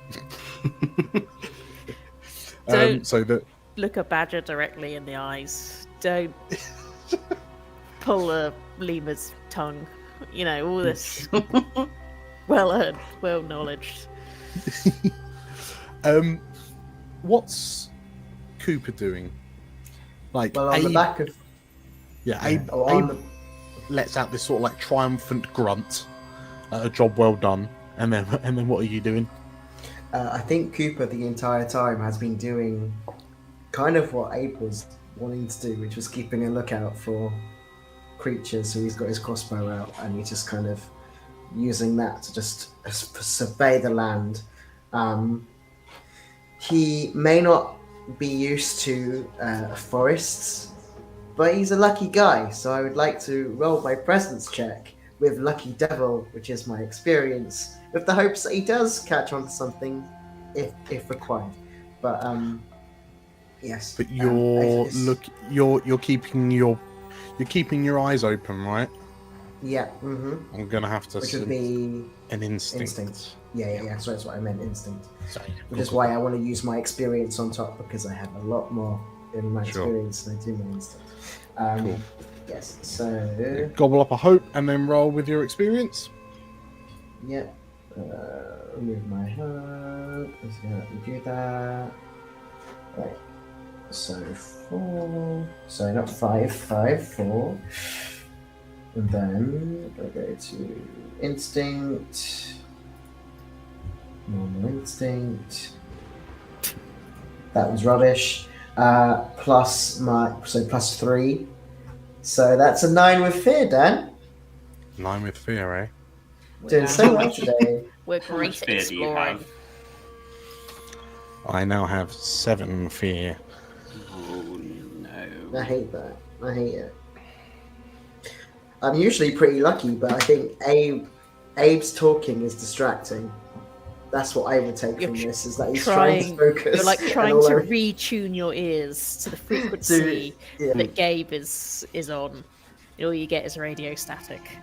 Yeah. Just like, what channel is he speaking? Okay. As you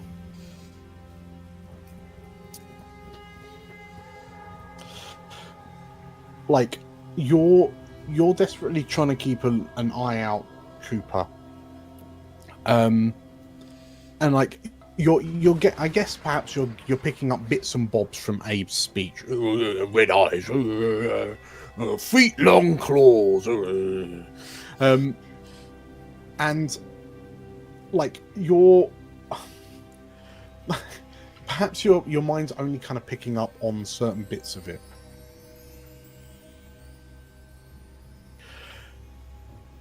But it's when you hear the sound of like a branch snapping, like a twig snapping nearby, and when you whip your head to look in that direction, you see nothing. And then you feel like you have this feeling that you're being watched, but you can't see any red eyes or feet-long claws. And you are overwhelmed with this urge to seek shelter, protection, safety. And it takes everything in your power to stick it out. I'm going to ask you to mark a stress. As this feeling deep within you, at the back of your mind, is urging you to just save yourself. With that in mind, I have two things I want to discuss with the group. So Cooper has an ability called stealth expertise, which basically means when you roll with fear while attempting to move in a dangerous area, you can mark a stress and to roll with hope instead. But also, if an ally within close range is also attempting to move unnoticed and rolls with fear, you can mark a stress to change that result as well. So my suggestion would be that Cooper, now quite worried that maybe that we're not safe anymore, suggests that we try to move a bit quieter through the forest. Because he's Abe, your stories are great, but can we keep it? Can we keep it? Well, let me show you then. He was Please, can you keep it down? What? Shh. Yeah. I also have advantage to find a safe place to hide if I roll for it, as part of my Skyborn feats. Yes, obviously, I'm not going to right. There's a tree right behind my guy. It has to be quite a big safe place to hide. If Abe's yeah. We have Abe, so Abe can just camouflage himself into a tree or something, right? Just roll and just turn into a mossy log. So they're the two options I have that might be useful in this scenario. So we can do one or both. I don't mind, whatever you guys think. I feel like we probably need to find somewhere to stop, figure out what we're doing, what our plan is, where we're going. So I think probably finding shelter to have a action plan would be advantageous. Is this something that we can tag team on? If someone wants to tag team, then if someone tag teams with me, and then I assume I can roll with advantage to look for a safe place to hide, that gives us more chance of succeeding. Well, so someone can help you. Yes or no? So go on, Georgia. I have a couple of spells that might be able to help you, depending on what your plan is, if we're allowed to tag team. Or is it advantage? Yeah. Just give it like aiding. Is that? Yeah, so you can spend a hope to give someone else advantage, or you can spend the 3 hope to do a full-blown anime Power Ranger tag team. You know, I have plenty of hope, so I'm happy to spend hope on my Sure. But obviously, I don't know how everyone else is. Yeah, I mean, it depends how you want to find it. Do you want to be thrown? Do you want to throw Cooper up into the air? And do you want to be sort of yeeted in a direction in the hopes that you might find something, or Tell you what. While you stop to deliberate this, because it is sounding like something you're stopping to deliberate. What I could do is I could just throw it over that way, and then I find something out, know. I am going to spend a fear. Okay. And a piercing howl rips through the air. And it almost seems to reverberate from trunk to trunk as it snakes through the trees. And you can almost hear this howl circle around you like prowling predators before dispersing. You feel like something is in fact following you. Continue. Can I use my instinct to see if I can figure out how many howls there were, or how many creatures we might have heard?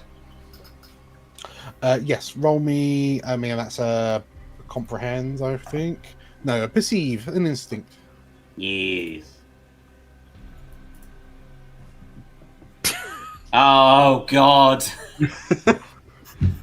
Somewhere between 1 and 1,000.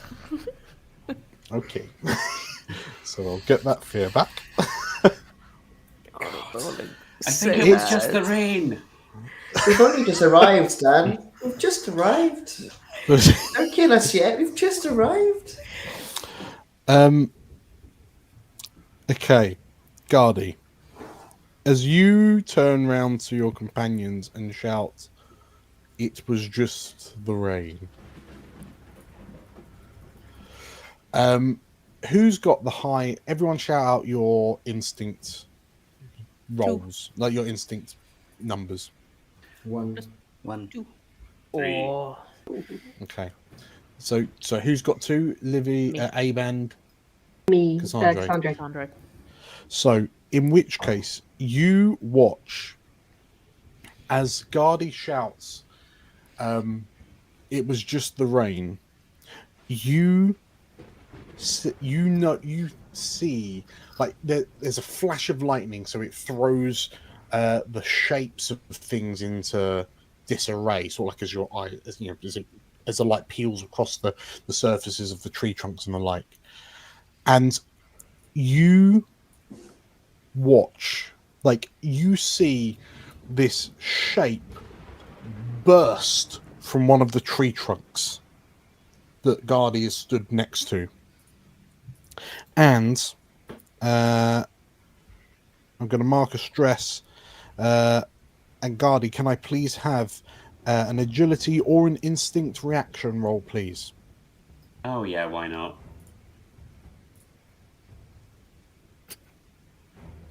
14 in hope. A 14 with hope. Okay, so you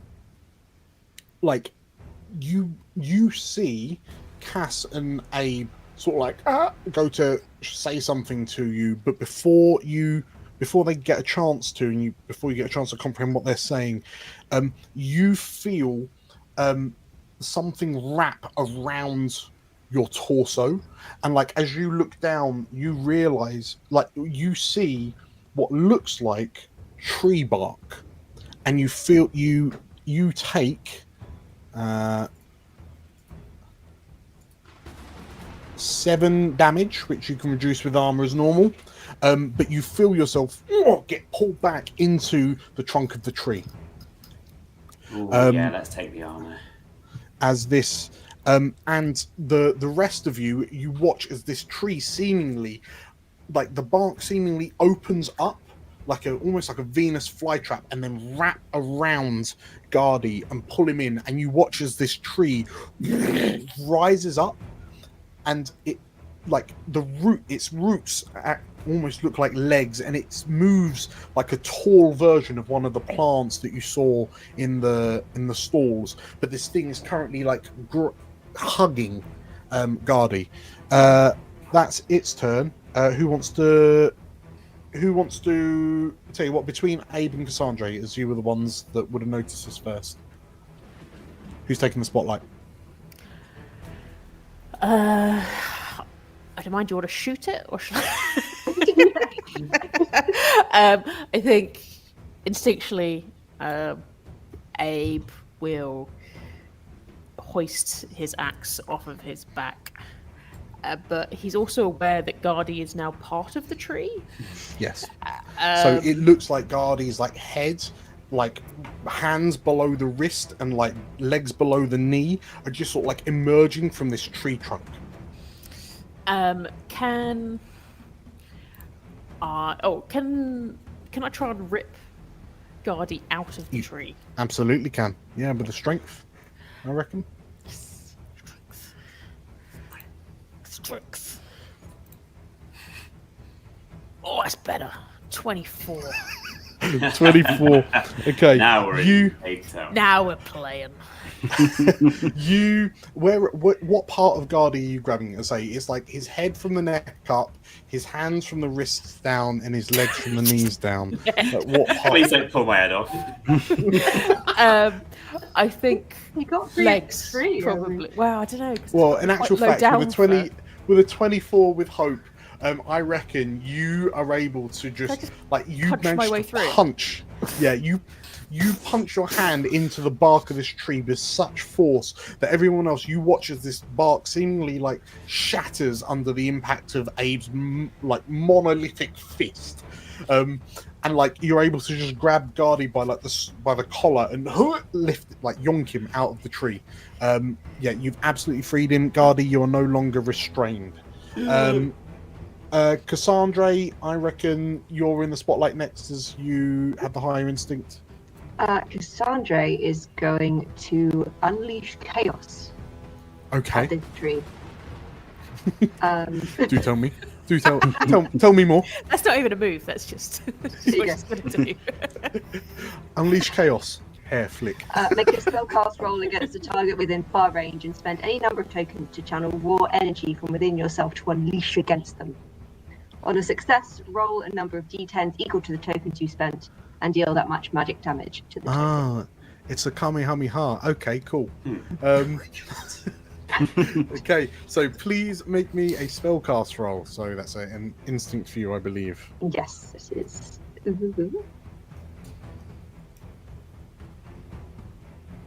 That's a crit.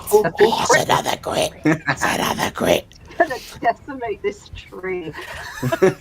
Okay, how many D10s are you looking to spend? What is my spell casting is? What's my spell casting tokens? Well, so you have Marcus Stress Replace. I'll just.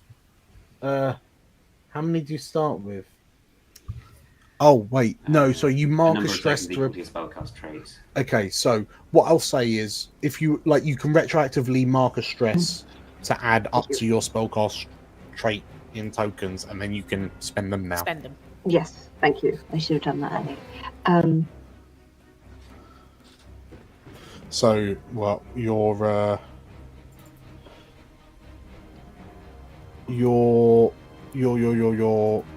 instinct is +2. So yes, it would be two. Okay. Tokens. Yes. So yeah, do you want to roll a D10 or a 2D10? I'll roll a D10.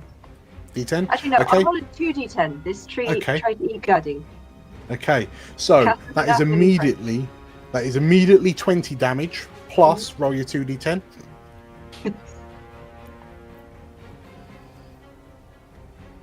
Okay. Roll. 35 damage. Okay. Okay.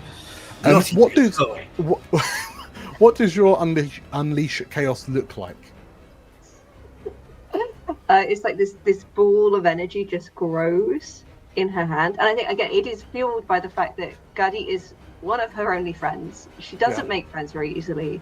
He has somehow become her friend / colleague through having to travel with her, and the thought of losing him right now in this very strange island, it does terrify her. So like this electrical surge just kind of grows in her hands, and then it just flies at the tree. Okay. In the flash of light that partially blinds you, Cass, as you fire off this kind of blast of lightning with the perfectly timed thunderstorm strike, like you perhaps aren't aware of it, but the other four of you notice that as this sort of like surge of lightning appears between Cass's hands, a peal of purple lightning arcs down through the canopy to strike what you're charging up as you fire it towards this tree creature. The blast blows away a good third of the bark on this creature's so-called torso, exposing this kind of bare, like wood inner, like flesh, if you will. But Cass, as you feel yourself knocked back a handful of, like a number of steps from the sheer force of the spell that you've just unleashed, like the chaos, and you as your world goes white from the light of the lightning, you get this momentary flash in your mind of this agonized scream of something not of this world, as whatever it is feels like it's being rent asunder into 1,000 pieces. And suddenly the world goes dark again as you're back in the room. Your hands are tingling from static as you see this tree-like creature reeling from your advance, having just scorched its right side clean off. Very good. You gain a hope, you clear a stress because you rolled a crit. And who wants to take the spotlight while this thing is staggered? Cooper, do you want to tag team? Yeah, I'll do a tag team. What are you thinking? I was just gonna shoot it. So you're just gonna shoot it. Shooting it. How about Okay. then, if you were gonna shoot it? Oh, that's not gonna help at all. No, that's no point in doing that. What songs do I know about trees? I mean, I can do some magical imbuing on your crossbow. That works. To do that to sort of hit a little bit truer, in a way, if we want to tag team that. That works for me. Cool. I was going to say, so with my ability as a rogue, I can obviously become cloaked as long as I'm hidden. Can I confirm if what Abe's action has done would count as a melee range attack? Yes, I In reckon. this rage? I put my fist through a tree. Yeah, so but obviously we have then just had gas just explode part of its torso, so I'm still checking if you are one in melee range. Oh, I imagine it all just went off Otherwise- at the same time, like literally Cool. like whipping That's- Ghadi out. Gas is like, Cool. Well, in that case, it feels like then it's fine for him to then use a sneak attack from where he is, because obviously everything's happening all at once. So cool. So yeah, I will spend, it's 3 hope, isn't it, for our tag team. just one of you has to spend, whoever's tagging. I have 4 hope, so I've I got can. 6, so I can Okay. spend it. Ooh, Go look at this ahead. Okay, extender over here. Cool. Okay. Well, I'll do my crossbow then. Hopefully, it's going to. Sorry. Oh god, So I that's just, great. I I thought love I'd, it. you know, I thought I'd just get everyone in the mood, just so we know. I just crit. Well, let's use that then. We may not be able to do, checks for shit, but we can hit a beast. We can hit things. We can certainly hit trees. things. We might not be able to see it coming, but we can hit it when it arrives. Sorry, okay. Okay, so sorry, what are your 2 tag teams? So I was crafting this artistic masterpiece. It's stunning. I'm not really sure how I could roll for it, but I'm thinking more that, like, Griffin is just playing a tune behind Cooper, and he's not completely sure why it is, but that seems to sort of calm his focus back after that initial sort of stress and the sort of surprise of this big tree coming out of it. That sort of, calms him down back into that focus that he knows. I'm not completely sure how I would roll for that, if you'll allow it, of course. I will allow it. I can roll a presence, but I think Well, the crit is just going to go anyway. Yeah, it's good. Crit's a crit. Crit. Yeah. Okay, so what does your buff do again? Sorry, Griffin.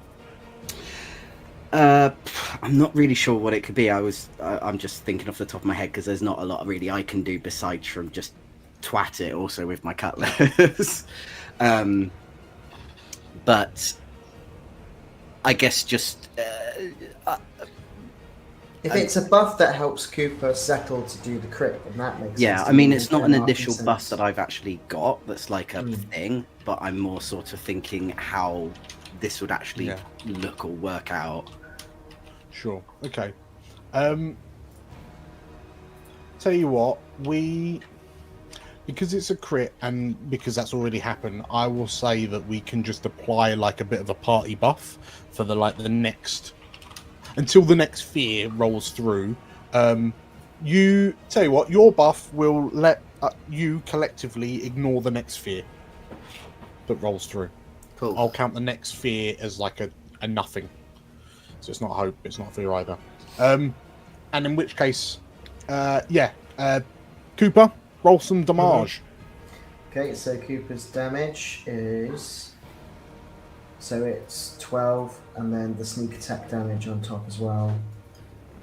So are those things also with the Okay, so the hang crit on. damage as well? So I found out that crit is just the dice rolls. So it's 12 plus 12 plus 12 plus 3 for 38. Yeah. Okay. Could I also use my music to be my rally in a way? So Yes. if this tree is still standing, then everyone also gets a d6 to do what they want. Cooper, Yep. as you launch yourself... you're shooting with the crossbow, right? Cool. Explain to me how this happens. Okay, well, I think, first of all, the shock of everything happening, plus watching Ghadi get swallowed by the tree, Abe ripping him out, Cass.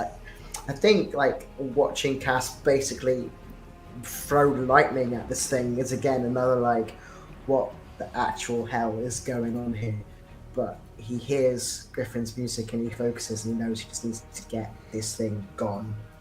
Focuses, and I think he tries to focus on like the weakest point of the tree, which I imagine is like where Cass, like you can see the scorch marks where the lightning hit originally.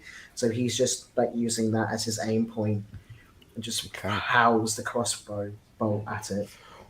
In which case, this bolt sinks into the softer, like flesh, if you will, of the inside of the tree, and like you watch as this tall trunk-like torso like reels from the impact, and it lets out this like roar of pain, and it sort of like tips to one side, and then just like a felled tree, you hear a lurching, and then it crashes to the forest floor. And between the four of you, you have successfully slain the creature. Boy. I think Ghadi's just like, what?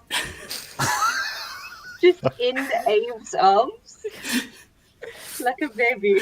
A lot has just happened in the last like 5 seconds. A lot has happened. Imagine Abe's kind of holding Ghadi like you, like someone that's like never held a baby before. Just kind of. Can you hold a cat? Yeah. Just... Under his armpit. Yeah, just under his arm. After a bit, like a cat, I probably do start to like.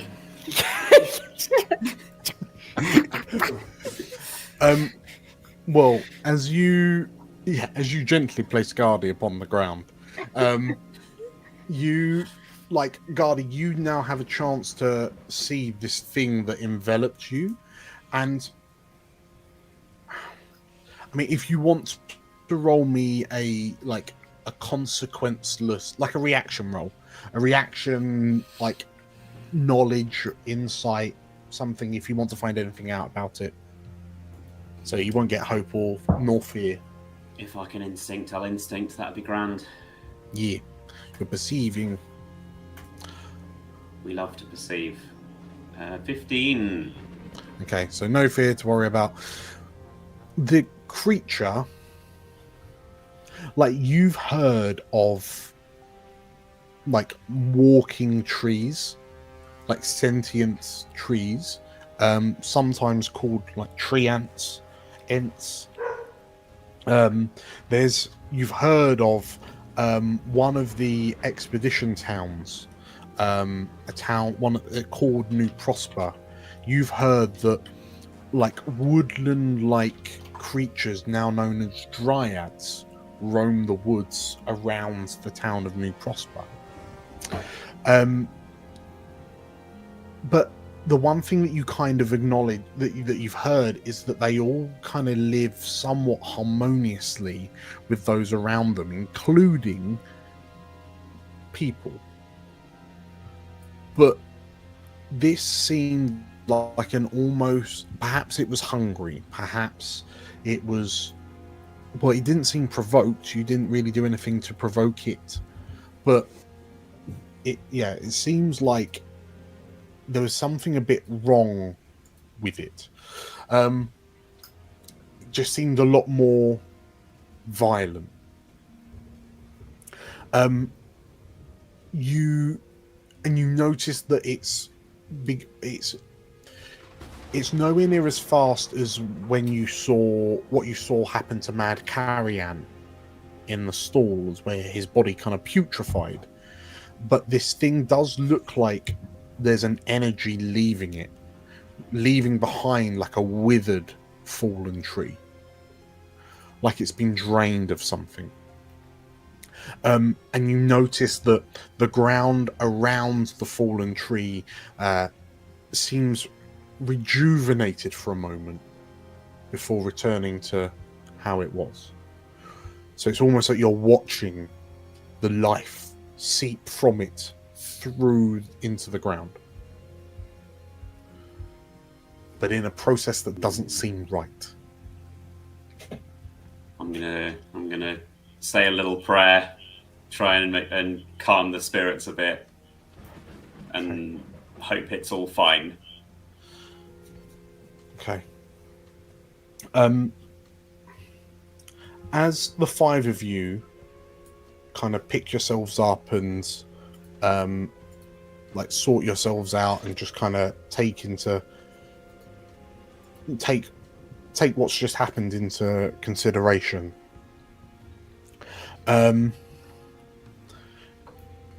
Abe, how are you feeling about this little encounter? Because this isn't anything you've ever seen before.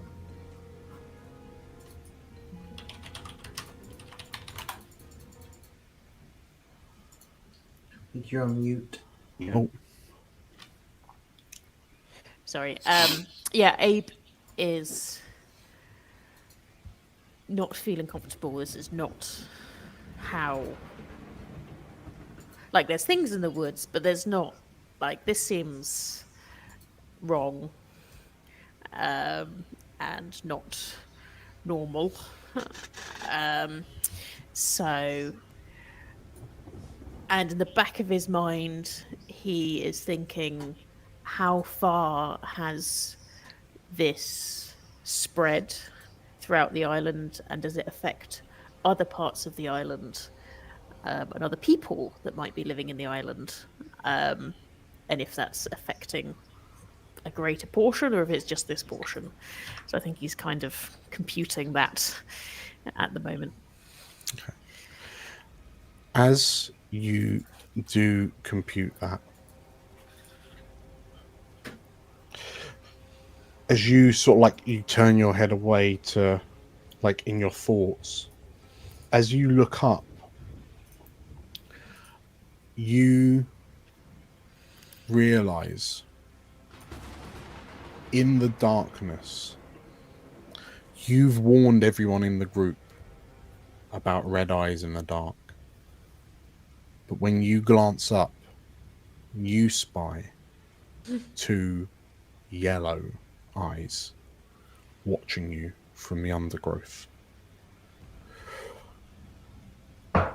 And you feel that that surge of like that fight or flight, that reaction shoot up your spine as the eyes emerge from the undergrowth to reveal a large green striped furred face, much like a cat, somewhere between a cat and a dog, but larger than your head. And from the undergrowth, like a heavy muscled furred leg, tipped with wickedly sharp claws, like emerge from the undergrowth as this creature like approaches you. Its large pointed ears lay flat against its head, and as it snarls, like its top lip lifts up as it snarls at you with these, and the fangs look just as sharp as the two ridged horns that rise, the curved horns that rise from the top of its head. And as the front half of its body emerges from the bushes, you see the feathered wings that connect from the front paws up the length of the front legs. And as the thing snarls at you, you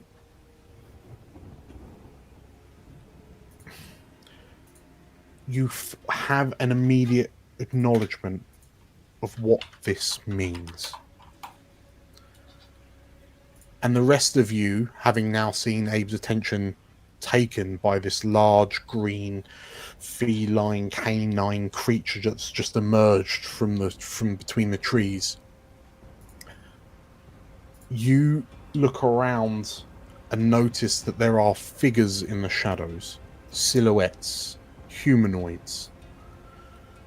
silhouettes, and from behind this large, like green tiger-like creature, Abe, you spy a keeper much like yourself, but younger. And hefted over her shoulder is a large hafted hammer, the hammerhead made of this bright white stone that you've never seen before. There's a white shawl that hangs from her shoulders, darkened by the rain. And as she emerges alongside her beast, she lifts her left leg up and places a peg leg upon a rock as she studies you with this hammer over her shoulder.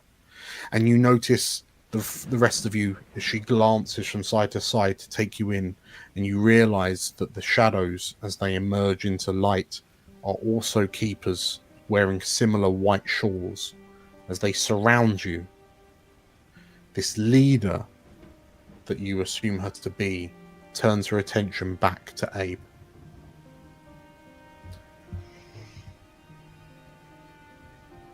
You're not supposed to be here, she says. But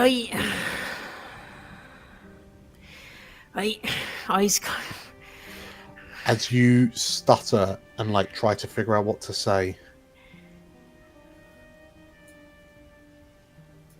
I will give you one chance to explain to me why you're here, Father.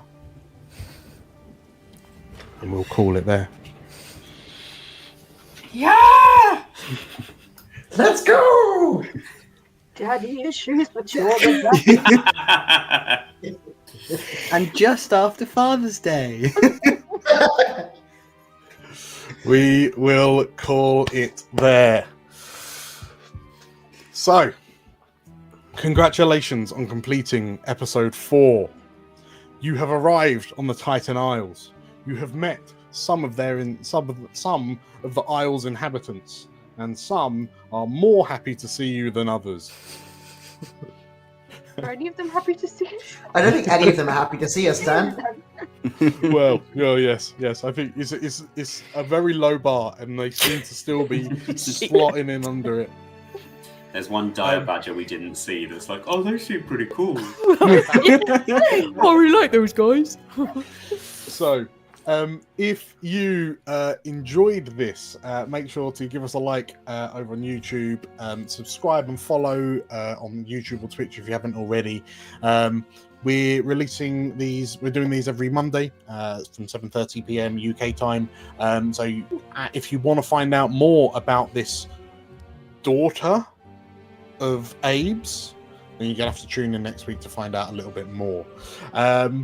If you wanted somewhere to speculate and just kind of find more stuff, get more involved with elsewhere, we've now got a Discord. It sounds like it's a little bit barren, so maybe I haven't clicked some correct things, so we'll sort that out. But you can find the link to the Discord in the description. If you want to be even more involved, we do have YouTube memberships and Patreons active for £2 a month and £5 a month. Either of those tiers will give you like additional content on top of anything that you might already find in the Discord, such as member polls, additional videos that we're going to do, like Q&As, live streams, all sorts. And yeah, the more of you that jump into the Discord, once I've made it work, the more the more stuff will happen. So yeah, absolutely jump in on that. So is there any? I tell you what, I feel a bit cheeky as I turn down the music because we're like 4 episodes in. Theo and Georgia, is there anything that you'd like to share with our audience about anything that you're doing, just in general? Georgia, do you want to go, or are you going to make me do it? I can do it. We have finally begun season 1 of the Holmwood Foundation. Hey! which we produced the pilot for in October of last year. We kickstarted and wonderfully managed to raise 23k to do the rest of season 1. Thank you all so much if you were involved in that in any way. And now season 1 is here. It has arrived. We released episode 2 last week. We release episodes bi-weekly, so from now until August. And please go listen. It is a sequel to Dracula. It is found footage set in the modern day, and there is lots and lots of horrific things going on. And you might hear some familiar voices. Who knows? You might do. Where can you listen to it? You can listen to it wherever you get your podcasts. We host it from Acast, but you can find it on YouTube. You can find it on Spotify. You can find it on Apple Podcasts. Anywhere at all, I'm pretty certain it's there. Amazing. Yes, absolutely check that out because, the first 2 episodes have been sublime so far. Right. Hopefully, I've set this up. So now when I click this button and the outro plays, it's actually going to keep on playing all the way through to the end. So thank you once again for watching. Thank you, you 5, for playing. I hope you have all enjoyed this. Mysteries abound. Tune in next week for session 5 of our 3rd campaign. See you next Monday. Bye. Bye.